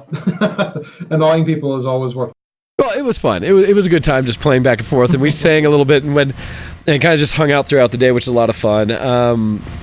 But that night I actually went late. I think after we finally turned it back to the room, I went out and just got into comfortable clothes again, but then went out and found another dance. What it was is I think my friend Lee was still running around, and so I was like, hey, what are you doing? And we met up somewhere around like midnight, 1 in the morning, and then went to, I don't know if that was Saturday or Sunday, I went to the other dance. But we just kind of wandered around. I think we ended up at a dance together and did some other stuff. I got to run into Mary Kate again from King of the Nerds. She was out. She kind of last minute. Nice. Yeah, she last minute decided to attend DragonCon. I also got to see, and I don't know if she has a different cosplay name she goes to, but my friend Kisa, who's also from the UK, another cosplayer out there and such. I just ran into so many of these different groups and people that are ones that I don't see anywhere else. At the same time, there were a lot of actual Denver cosplayers that had come out, so I got to run around with Nightmare Loki, my friend. She also streams on Twitch, and you'll sometimes see her streams on the B2W Twitch, since we share her stuff. She's really great for that. And then what else was there with that? Just again, other people I ran into that was kind of back and forth. So got to spend some time with different groups of them. I think it was a lot of fun hanging out with Nightmare Loki the one night, kind of took a quick photo shoot. So if you look like the first one she was doing Vampirella, I believe. And so if you look at Death's House, I think the cover page and some of her first ones, very like sexy looking vampire gal that Nightmare is. It's her first like kind of out there cosplay, showing off a little bit more skin and stuff, but she's really had a great response with it, and so has been having a ton of fun wearing it. And I think she got back into that costume multiple times throughout the weekend. One, because it's so dang hot, and because everybody gave such love. Because I know she also brought back one of her characters, actually one of the first ones I'd seen her in way back when, which was her Creeper from DC. It was a character that's full bodysuit, like yellow painted, big ruffled like boas all over the back, and this crazy wig, and almost like Joker-like makeup, but all in yellow on the face, that she does a great job with. But she was like, this one is so less comfortable than Vampirella. And so pretty sure that's why she kept jumping back in the other one. Got to hang out with Nightmare Loki a bunch throughout it. Just good times and good people. Stayed out, I think, that Saturday night till somewhere like 4 in the morning, which is like proper DragonCon way. But the challenge was every morning I still was up by, I want to say 8 at the latest, 8 or 8:30. Oh, dude, I couldn't do that. I know it's not fair to say this to anybody who's my age. I am too damn old to stay up to 4 a.m. and get up at 8 a.m. I just won't do it. I just don't do it anymore. I'm done with that lifestyle. I understand. I'll stay up late. I have no problem staying up late, but I will not get up early. So I do understand, and I am too, but DragonCon's kind of special. I am willing to go a little harder for DragonCon.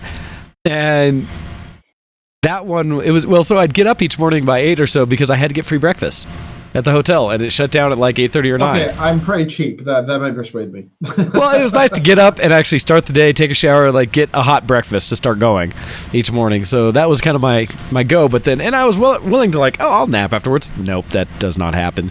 Once I'm up and it's an event like that, I'm up and let's go. It's just like keep on. And so I pushed hard, probably too hard, because eventually I did get sick myself, but not until coming back from the convention. Which sharing a room all week with a plague bearer will do that, and so that's not surprising. Yeah. We also did some things like hanging out in the room a little bit, where I think there were 2 Switches in the room that they had each brought. So we played some like Jackbox games, some other stuff like that. Some of the nights, and having a few drinks, stuff like that. Just kind of back and forth. It's just so much fun, and already I can't wait for next year. Although I really want to go with a bigger costume. Sunday morning I actually got back into Jefferson. I was intending only one day per, but because I was going to do Mr. Satan on Sunday. But there was a Hamilton sing-along from Hamiltons, a group that gets together and puts on a big event. This happens all over the country, in fact. But we figured that my Hamilton and myself was Jefferson, so take a chance that I needed to get together to sing it and join in. So we did, got in there. Got a lot of love because of our costumes. And again, so the nice thing is I normally would say like I'm the only Jefferson. That happens normally at the cons here. But I also got to run into my friend Morgan, who I'd met last year, who was also Jefferson, Ward again this time to meet up with this event. And so, as well as another gal that had come along, and the first time I'd seen her as Jefferson. So there were 3 Jeffersons together as we went to the sing-along. And it was great because last year when we did it, the sing-along was in this tiny room down at the Sheraton where it held maybe 80 people max, kind of, and it was standing room only. And so you see a video of myself and when I had first met. Oh, and it was warm and stuff, but the love for singing Hamilton is enough that we were all like, got this. So at this one, they'd actually gotten a bigger room, and we were over in the Hilton this time. And I want to say this room held 250, I want to say, and was packed to the point where there were people in waiting line outside to come in if ever anybody left during the actual sing-along. That's how... I hear so much about Hamilton, and I know nothing. Dude, just listen to this. Do you have Amazon Prime?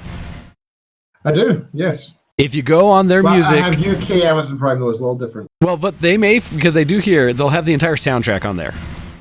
And honestly, all you do is just listen to the soundtrack front to back because it tells the story in order of everything that's happening.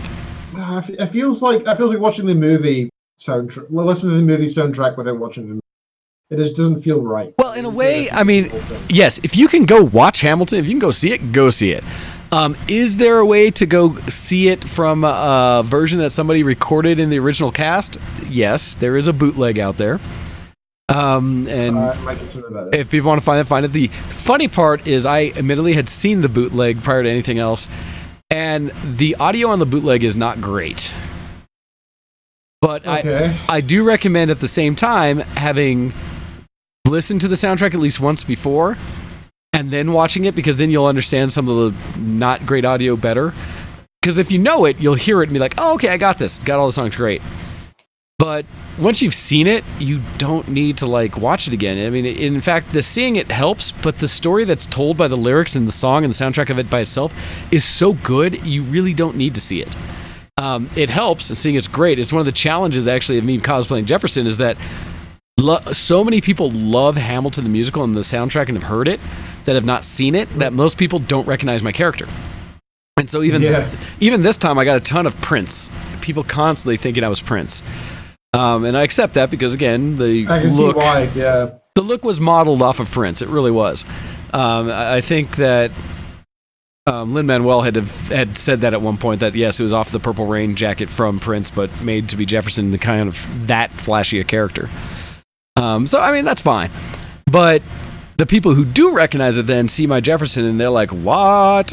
And I have had people tell me that from afar they initially looked as like, is that David? And then stops like, that can't be, and looking at it, but is it? And accepting that I wasn't, then coming over and saying hi and being like, oh my God, I need a picture and stuff like that. So I've gotten little bits of those. Cool. Yeah, no, it's a good costume. It's one that I have a ton of fun doing. And got the same love, like I said, and having my Hamilton with me was great. And then I also met another cosplayer from it. What was it? The night before, I think, when we were hanging out at the mall getting food at their food court. We did there a few times. It was actually the night before when I was wearing Jefferson and was with Take a Chance. We were all hanging out. I think her dad had come over and I was chatting with him. He's really awesome. And her brother Valor had come over. And God, he was sounding rough. He was doing I want to say he was from My Hero Academia, and he's got normally a kind of lower voice, and he's 18 years old or something. But as he was talking, it was just the gravelly. God, I cannot do it. He had this gravelly voice of just like, hey everybody, yeah, and it was just the way he was talking. It was so deep, and he was just like, no, my throat's done. Because I was yelling all the other day, and so this is just what I sound like. I love it. And it was crazy because he's like a younger guy, but with this deep voice that was coming out of him. And he also looked wrecked. He had just been talking, he'd been doing a ton of dieting and working out, so he was looking pretty ripped, and the character he was wearing was shirtless. And just kind of arm things, and he looked really good. So he was trying to show it off, right? Yeah, look at me, I'm in great shape. And he did. But at the same time, he looked exhausted. Like, he had just been through so much to pull off the costume, so that he's walking around just kind of like, suffering for the event. But then getting some really good, overall pictures and such of him, and people loving it as well. But so we were all hanging out, and then there was a group that came next to us, and I overheard accents is what it was. Is there a group of people from the UK that had come over? And so I kind of heard them, and I forget what I'd said, but mentioned something to them because they were costuming as well. Started talking to them, and there's a gal there that I got to meet that was also friends with like all the rest of my UK cosplayers. And essentially the idea behind it, or the discussion being that they all know each other because there aren't that many essentially that all do the cosplay, and yet alone are big enough to come across to something like DragonCon from the UK and spend a week. Because, I mean, that's not inexpensive, right, to do that. No, that's quite pricey. That's at least £1,000 for one person. Oh gosh, easy. And so I hate. I'll say her first name because I don't know if I caught her cosplay page. I'll have to look again. But okay, her name. No doxing people. I know what you guys are like. Copy, handle. Looking at you too. Yeah. I know you're doxing. None of that. So her name's Heidi. I'll leave it at that. Her name's Heidi. But also ran into her. And so what happened is we talked about Hamilton a little bit because I was wearing Jefferson, and she was super excited to see that. And we started chatting, and she's like, I have a Hamilton cosplay. I was like, oh, and she was doing one of the revolutionary outfits. I want to say either it was Hamilton himself or Washington. I forget specifically which character she was trying to portray. But so we talked about like that, and I told her about the sing-along the next day, and she's like, I did not know this is a thing. Oh my gosh, let's do this. So after the sing-along, we did that. And Take a Chance and I did one of the songs right up front. There's video of us on her page that Nolan put out that showed what we were doing and us singing. Me with lyrics double checking, but her just knowing the songs and doing the whole thing. I forget which one we did. I think it was My Shot that we did because she had basically the whole lyrics to go with. I say she. There was a whole crowd and everybody in the room sang Hamilton, the whole song. Aww. It was basically, and it was one of those things I was almost tearing watching how much energy there was, which everybody was just like, we are here to sing these songs. And so we got up and sang those together. Afterwards, when we all spilled out, we got a bunch of us together to take pictures, those of us who were in costume. There weren't a bunch, but we all got together and did a quick photo shoot so we could at least capture that. And then randomly, as we were walking together, Take a Chance and I were walking together with our group kind of out back towards the first hotels to the Hyatt, to the little walkway that goes between. There's a little atrium area or something that kind of has this big dome ceiling.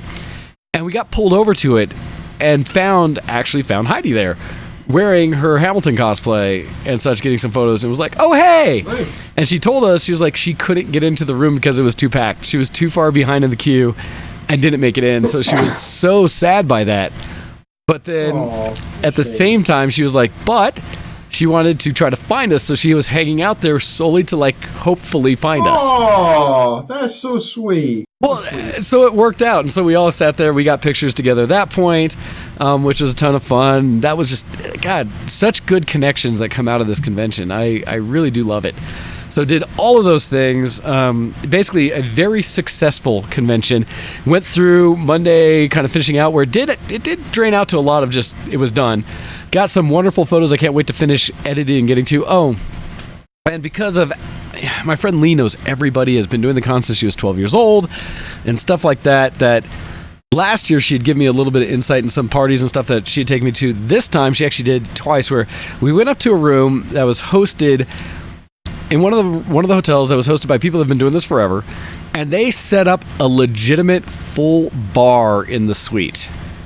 And when I say a full bar, they actually have built this takedown bar setup that when they put it up, there were no beds in the room, so I don't know if they moved them to another room or something like that. But set it up where when you walk up to it, it's a bar, and it had a sink, and it had like spigot things to actually do the full like pours and stuff like that, and all the shakers. That's dedication. Nice. And behind them had set up shelves that basically all the liquor, so it was literally like top shelf liquors and stuff. And almost every liquor they had is stuff that you would buy in a box, not that comes like just off the shelf. So like really top brand things. And the 3 or 4 people who run it are all amazing mixers. They're all amazing bartenders. And so walking in there, they mix for tips. And so I was in a room where basically you just threw money in the tip jar and they make you drinks. And they had snacks in the room, and the majority of the people who were working it were there as people who work the con that are security at the convention and stuff like that. So they all had like earpieces in and radios and stuff like that, all hanging out in this room. And when I came in, they had a bouncer at the door, and I only got let in because Lee was there to vouch for me. And even then... damn right? Right. Oh, yeah. Oh, yeah. And even then, the guy looked at me and was like, "Are you sure?" She was like, "Oh, no, he's cool. He's cool." I was like, "All right, but if anything, he's out." And I was just like, huh. And this is a big guy standing there. He's actually one of the guys running into these twins that run everything. Big guy there, kind of like, all right. I go in, and holy cow, was this a party. I mean, it wasn't like raucous or anything, but it was just a different level of experience at this kind of convention with people who've been doing this for quite some time. And that was phenomenal. So, got to do that. Hung out. We just kind of sat on the couch, chatted for a long time. Everyone came by and said hi to Lee. I got introduced to a bunch of these old timers and such that really are posh and such. And then we headed out and just kind of did other stuff. Actually, that next night got to meet up and take Hide My Air, Dragon Rider, and who else did we have with us? Oh, and Tay-Ray. My friend Tay-Ray we had met up with, who's now out in Florida, had come up to DragonCon. And Tay-Ray and I got to take them all to that party again. It was something where we were just hanging out and Lee was with us. She was like, "Oh, you want to go check it out again?" I was like, "Yes, please." Because I had just been telling them a little bit about the experience. Took them up and they were equally floored with it. It was just like, what? This is a thing? And it was just... So it was super cool to also kind of show them the way some people party at these events. So that was a ton of fun. That's nice. Again, just so many experiences, and there's not any way that I could have touched or done any more with the con. There's just too much. And I missed some of the scheduled events I wanted to do, but did a ton of the running around, just party type things, which is a lot of fun. Meeting new people and such that hopefully I'll be able to meet up with again. It actually is increasing my list of people that I want to come to, like MCM or something, one of these conventions out in the UK. Where it's every one of them is like, don't, it's lame compared to this. I was like, okay, come on, nothing compares to DragonCon, so that's not fair. But to be able to travel out to the UK to go to a convention, as well as hang out and spend like a week or so in London or something like that, would be a ton of fun. But to do that and go to convention and see people I know over there so they can show me the way around, I think would be a blast. So I still have in my head that that's something I want to do. Well, if you ever do a London-based thing, I'd be happy to come down, say hi and whatever. Even if I come down for like 2 days a week, that would be pretty cool. Yeah, but that's the thing, right? That I could see that'd be ideal, actually. Doing that. So I'm trying to keep building those relationships with those people. Say like, I know you think it's silly for me to come over, but I want to go to the UK and see one of the cons there just to be a part of that, or one of the ones in Scotland or something like that. We'll see. Cons, dude, don't even. The cons here are not cons. They're gatherings. They're get-togethers. They're the closest thing to a con that we have, but they're not. You would be so... I mean, fair, but it's just still, it's something, a reason to go over that's beyond just the travel, which is a ton of fun as it is. All right, I have been just going on about DragonCon. No, dude, it's totally cool. I think it's really... Well, and everybody else is enjoying it. Well, and I'd love to hear, if anybody has questions about the events and the things doing with it. The funny part is, I mean, already, if you want to get tickets are on sale right now for next year, I think they're $85 is early price. And hotels, I think, are already been going on blocks. I need to decide pretty quick if I ever want to try to get one of the main hotels, because they are ridiculous and they cost a bunch, but they're at the same time kind of worth it and an experience. So I'm pretty sure I'm going again next year. It just sucks because it conflicts with the local con with NDK, with the anime convention that kind of started me and things. But DragonCon's such a bigger con and such a better experience for me. So there's a challenge there, but I'm pretty sure DragonCon's still my preference. So we'll see. That I am likely going to already start planning for that for next year, and I have some ideas for some epic costume to do. And I have a little more enthusiasm for it, where I may start working on things now and not just crunch to the last minute. We'll see. All right. Imagine what could be done if you didn't wait till the last. God, what? So I do actually have something I wanted to bring up in general, and this is just what this is be on the edge of political, but not necessarily no. So I don't know if you heard recently, but it's been going around memes and stuff all over, and it's mostly I'm going to want to talk about the memes. But it's that... So actually, let me do the thing, because this is officially going to switch us, I think, over more to... Technology, news, and more, today on the Geekoscope. So on this one, what it was is that Nike, the shoe clothing company, I've seen these recently came out with a new ad It was a commercial I did that had, what's his name? It's Kaepernick or something. I can never say his last name right. Call him Kaepernick or whatever. Essentially, it was the football player who, here in the States, started taking a knee during the national anthem. And his reason being is he was protesting against unfair treatment, police brutality, and things like that against minorities.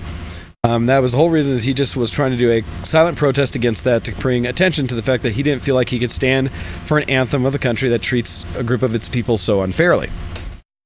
Now, that's legitimately what caused it all, and what started it. Initially, he was sitting for it. He had a thing where he actually talked to a veteran or someone about the idea of sitting, and they came up with a compromise that kneeling would be more respectful. And so then that's what he started going forward with. It became a big political thing because the president latched onto it and started blaming that he was disrespecting the military and the flag itself in doing so. And so the message That's he was... with these political attires, right? Yeah. It's not a single issue. It's Well, multi-tiered, right? there's the piece that is... The challenge was that he came out with the purpose of trying to bring attention to the inequality of treatment for essentially black people or just minorities. Others looked at it and said, well, we don't like the way you're protesting, so we're going to attach what you're doing to this, what we see it as, their feeling of it, and thus it really confused the issue. And that happens with a lot of things. That happen with Black Lives Matters. That happens with all kinds of things that happens, especially if they linger for any length of time. Well, regardless of that, he got in a lot of guff for it. The NFL basically stopped. He became a free agent, could have gone on, but nobody hired him, stuff like that. So he was kind of out of a job as a quarterback. What nobody had known is that in the background, he actually was still getting paid by Nike. And in doing so, they actually kept him on retainer to then do this new ad. And so the new ad shows a whole bunch of sports-related things that people are doing. And he narrates the whole thing. And at the very end, it basically comes up with this image of him and it talking about saying, I don't know if I'll get the original quote correct, but essentially, if you believe in something, do it, even if it means you have to sacrifice everything. And Nike's term of just do it. Their thing along that. So with that, though, what's happened is people have been memeing the heck out of that image. And I have seen so many things. In fact, I can go through my feed. I went down like 2 pages, not even on my thing, and I see one that says, that is a picture of Winnie the Pooh from the latest movie. It says, people say nothing is impossible, but I do nothing every day. And then under the swoosh it says, just poo it. Which is a quote from the movie of basically, it says, that's nothing's impossible. Okay, that's pretty smart. Right? So I've seen some really brilliant ones. In fact, one of my favorites that I saw was one that was Thanos from Infinity War. Okay. And it's saying, like, if you believe in something enough, it's okay, believe in it, continue believing it, even if it means you have to sacrifice everything. Yeah. And then, just do it kind of thing. That one I thought was brilliant. I've just seen some that have been very creative. And so normally I don't follow memes a whole lot, but holy cow. I hadn't been enjoying this ones, but the ones you're just quite intelligent, I enjoy that. Those ones sound pretty good. Yeah, no, it's something that I don't follow a ton, but I've seen so many intelligent ones that's made me very happy to kind of follow them more. Some of the other ones that are like always hit me, but are just horrible and bad. And it's they did the ones where they showed, they show Tucker from Full Metal Alchemist, and he's essentially the one who. He's the one who sacrifices his daughter for alchemy's sake and makes a chimera out of her and their dog, which is scene that crushes everybody. But they have versions of that one where it's like basically says if you believe in something enough, to sacrifice everything, just do it. And that picture where it's like, oh, that is so bad. That's so like sad and wrong. And I'm just like, yes, that is one of my favorite things. Do that. And so it's been a great thing for me to say that 2 things. One, the memes have been strong and wonderful, and I've been enjoying the memes. The second thing is that people have been, who are against, again, the whole concept of his kneeling in the first place, are mad that Nike continued to pay him and has given him this outlet and this job. Even though it's not talking anything about the actual issue, it's just an ad for, if you believe in something, you may need a sacrifice for that belief, do it. Nike coming out. I mean, it does support and follow it, but doesn't bring up that issue. You have to know the backstory to know it. Oh, yeah. Well, it's clearly a political statement, but I think the reason the Nike are doing this is just to make money, right? Absolutely. Absolutely. Being political, but they're doing it just to meet with the young people. Right? They're being hip. They're doing something that has drawn a ton of attention, and so absolutely, this is them as a business making money. So here's the funny part: where else I wanted to go with it. So the meme part of it's great, and I'm sure they are actually loving the meme. They have to, as a company, Nike, be loving the meme, probably even more so than their own ad. Absolutely. And the reason I say that is because they are getting every one of these memes that comes up essentially also has the Nike swoosh on it. They continue to use means loads of people, that both me and you and everybody else who goes on the internet will be seeing lots of Nike related logos and stuff all over the place. Everywhere. Just everywhere, right? They're getting advertising. That's company hopes for these days. Well, I think it's doing better than they could have ever hoped. Because on top of it, not only have they gotten this whole thing where they're getting the notoriety for, the controversy of that, they have people who are against the whole, this athlete and don't want to see him succeed in any way, who have gone so far as to say they are now anti-Nike and are going to, and have been burning Nike products, right? Burning their shoes, burning outfits, things like that, as a protest. And I saw someone at least captured in a advertisement that was like, CEO of Nike or something saying like a conversation, not a real one, right? But it makes sense where it's, oh wait, so they're burning our things. Are these things that they purchased before they burned them? Like, yep. Okay, we're fine, right? Because it also means that it still brings more people to Nike, right? Because it also supporters will fervently go out and pay for Nike just to burn it, right? Stuff like it's one of those things that's like, okay, we win still. And so it's just, I laugh because of the way people react to those situations. And I've seen a few of the smarter ones that say, all right, then if you want to do something else with it, if you have Nike things that you don't think you would wear again, instead of burning it, maybe donate it to, a veteran or something that could use clothing, since you guys are so mad about things for veterans. There's a way, instead of just burning something because you're pissed off and don't have a better way to articulate it. And so I've seen some very interesting discussion back and forth about it. And, people may disagree that I even bring it up because of how they feel about it. But I think at the end, Nike is winning when it comes to this whole, their decision and how this is being played off. Well, I don't think anybody can doubt that the capitalist side of this is a strategically smart move, whether the Republican or Democrat. It's smart for Nike to do this, right? I don't think it has anything to do with politics on Nike's side. I think that the fact they happen to be siding on one side is just profitable. Well, I don't think they're being particularly moral in this. I think they're just, if you're making profit of a moral situation, it brings into question whether you're doing it for morality's sake or whether you're doing it for money, right? Oh, I think everybody knows that a large company is going to be doing it for money, right? Yes. We have always said that pretty much every company is doing something for profit. They are not doing things for your well-being. Some may find a way to do something that is good for the public, good as a whole, for public. There's an advertisement campaign. But they're still going to do it motivated by a way that it's somehow going to draw them more money, because be it them buying, essentially good vibes from the public, that the public's going to support them. Oh, this is a good company, and therefore they sell more. Doesn't matter. However it is that they are selling more, they're selling more, and that's really what they're after.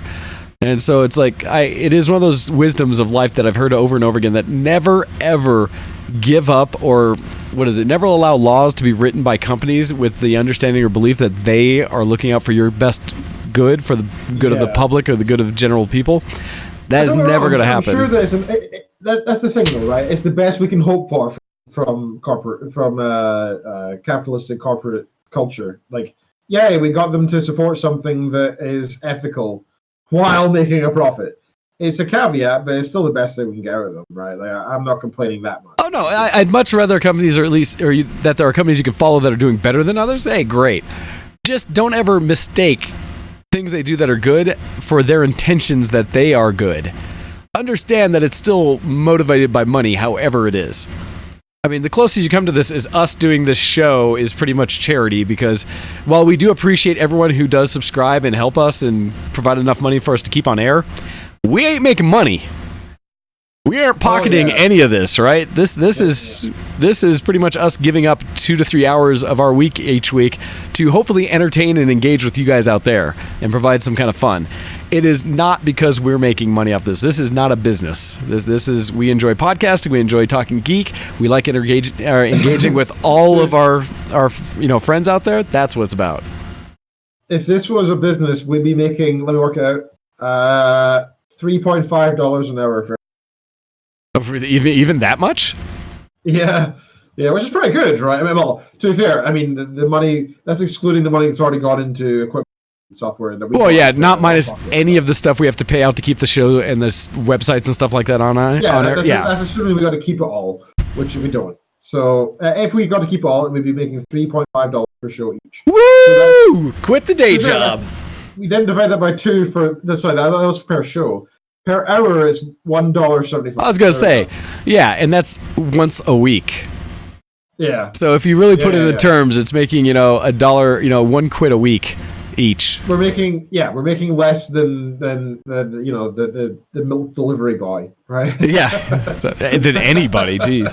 Third world country. But so, I mean, everything's going to be profit driven when it comes to companies. Anyhow, but I want to bring that up because I have loved the meme game that's been going on, and one of the challenges or benefits of being around social media is when you actually get some fun things like that. So let's see. I want to catch up with the with our chat as we're looking at our Twitch stream, and let's see.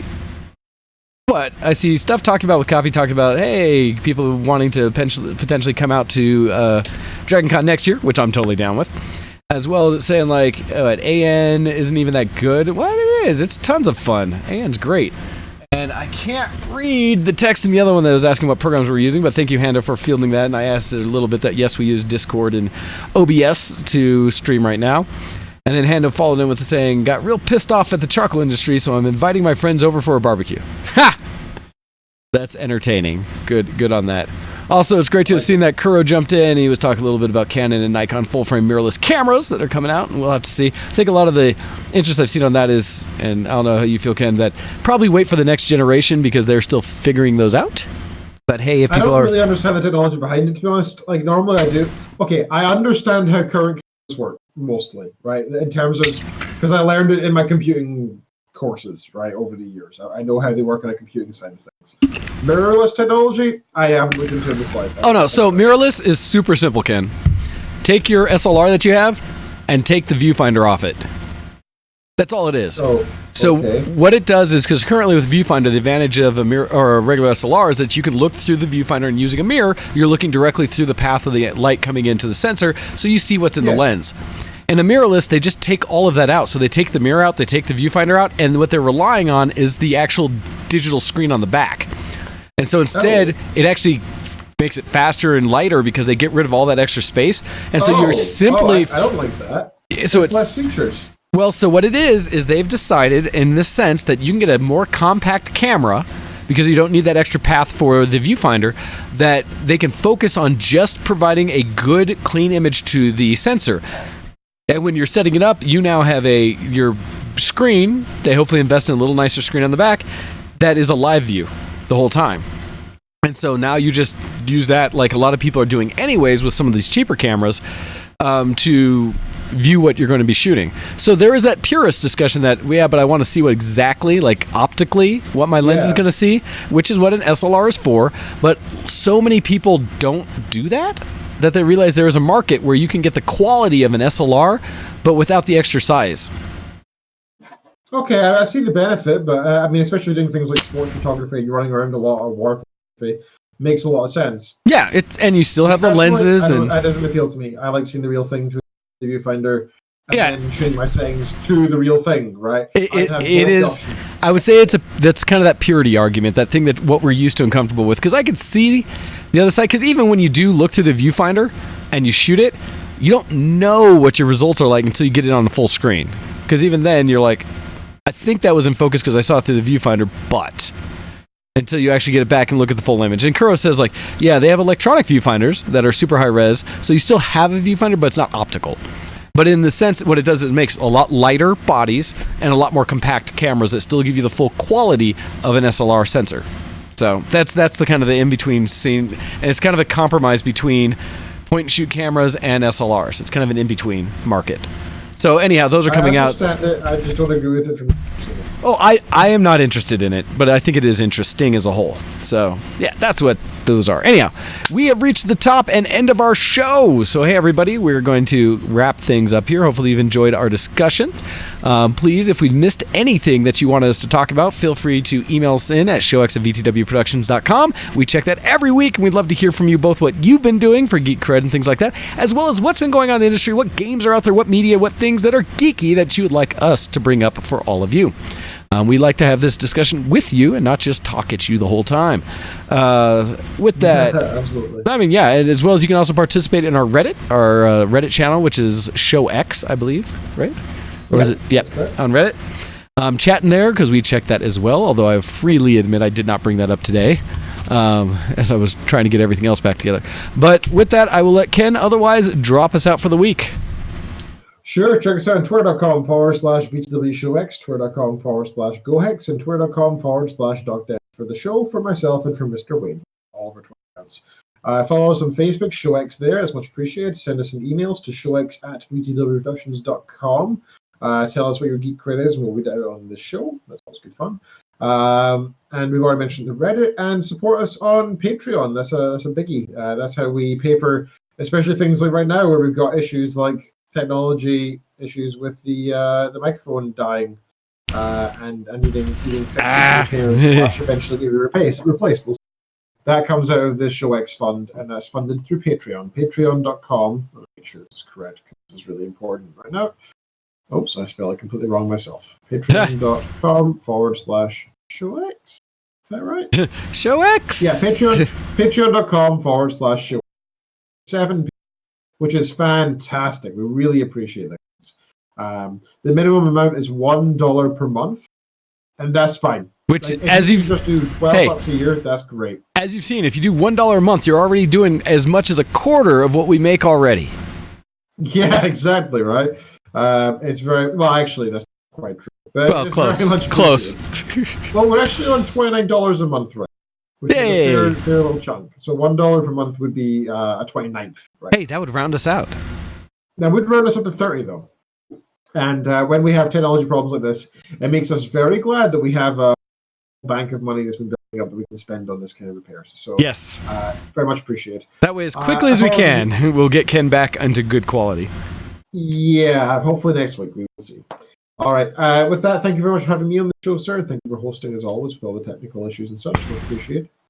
Absolutely. Thank you, as always, for being on with us. And we look forward to seeing you again next week, everybody. After the show, go ahead and jump into the Discord if you'd like to see what games or things might be being played. Already, Hando has mentioned that we could jump on and check out his Factorio. And you can see what's going on with the launch of his rocket. So check that out. All right, everybody. Thank you very much. We will catch you again next week. Bye. Goodbye. See you next zombie.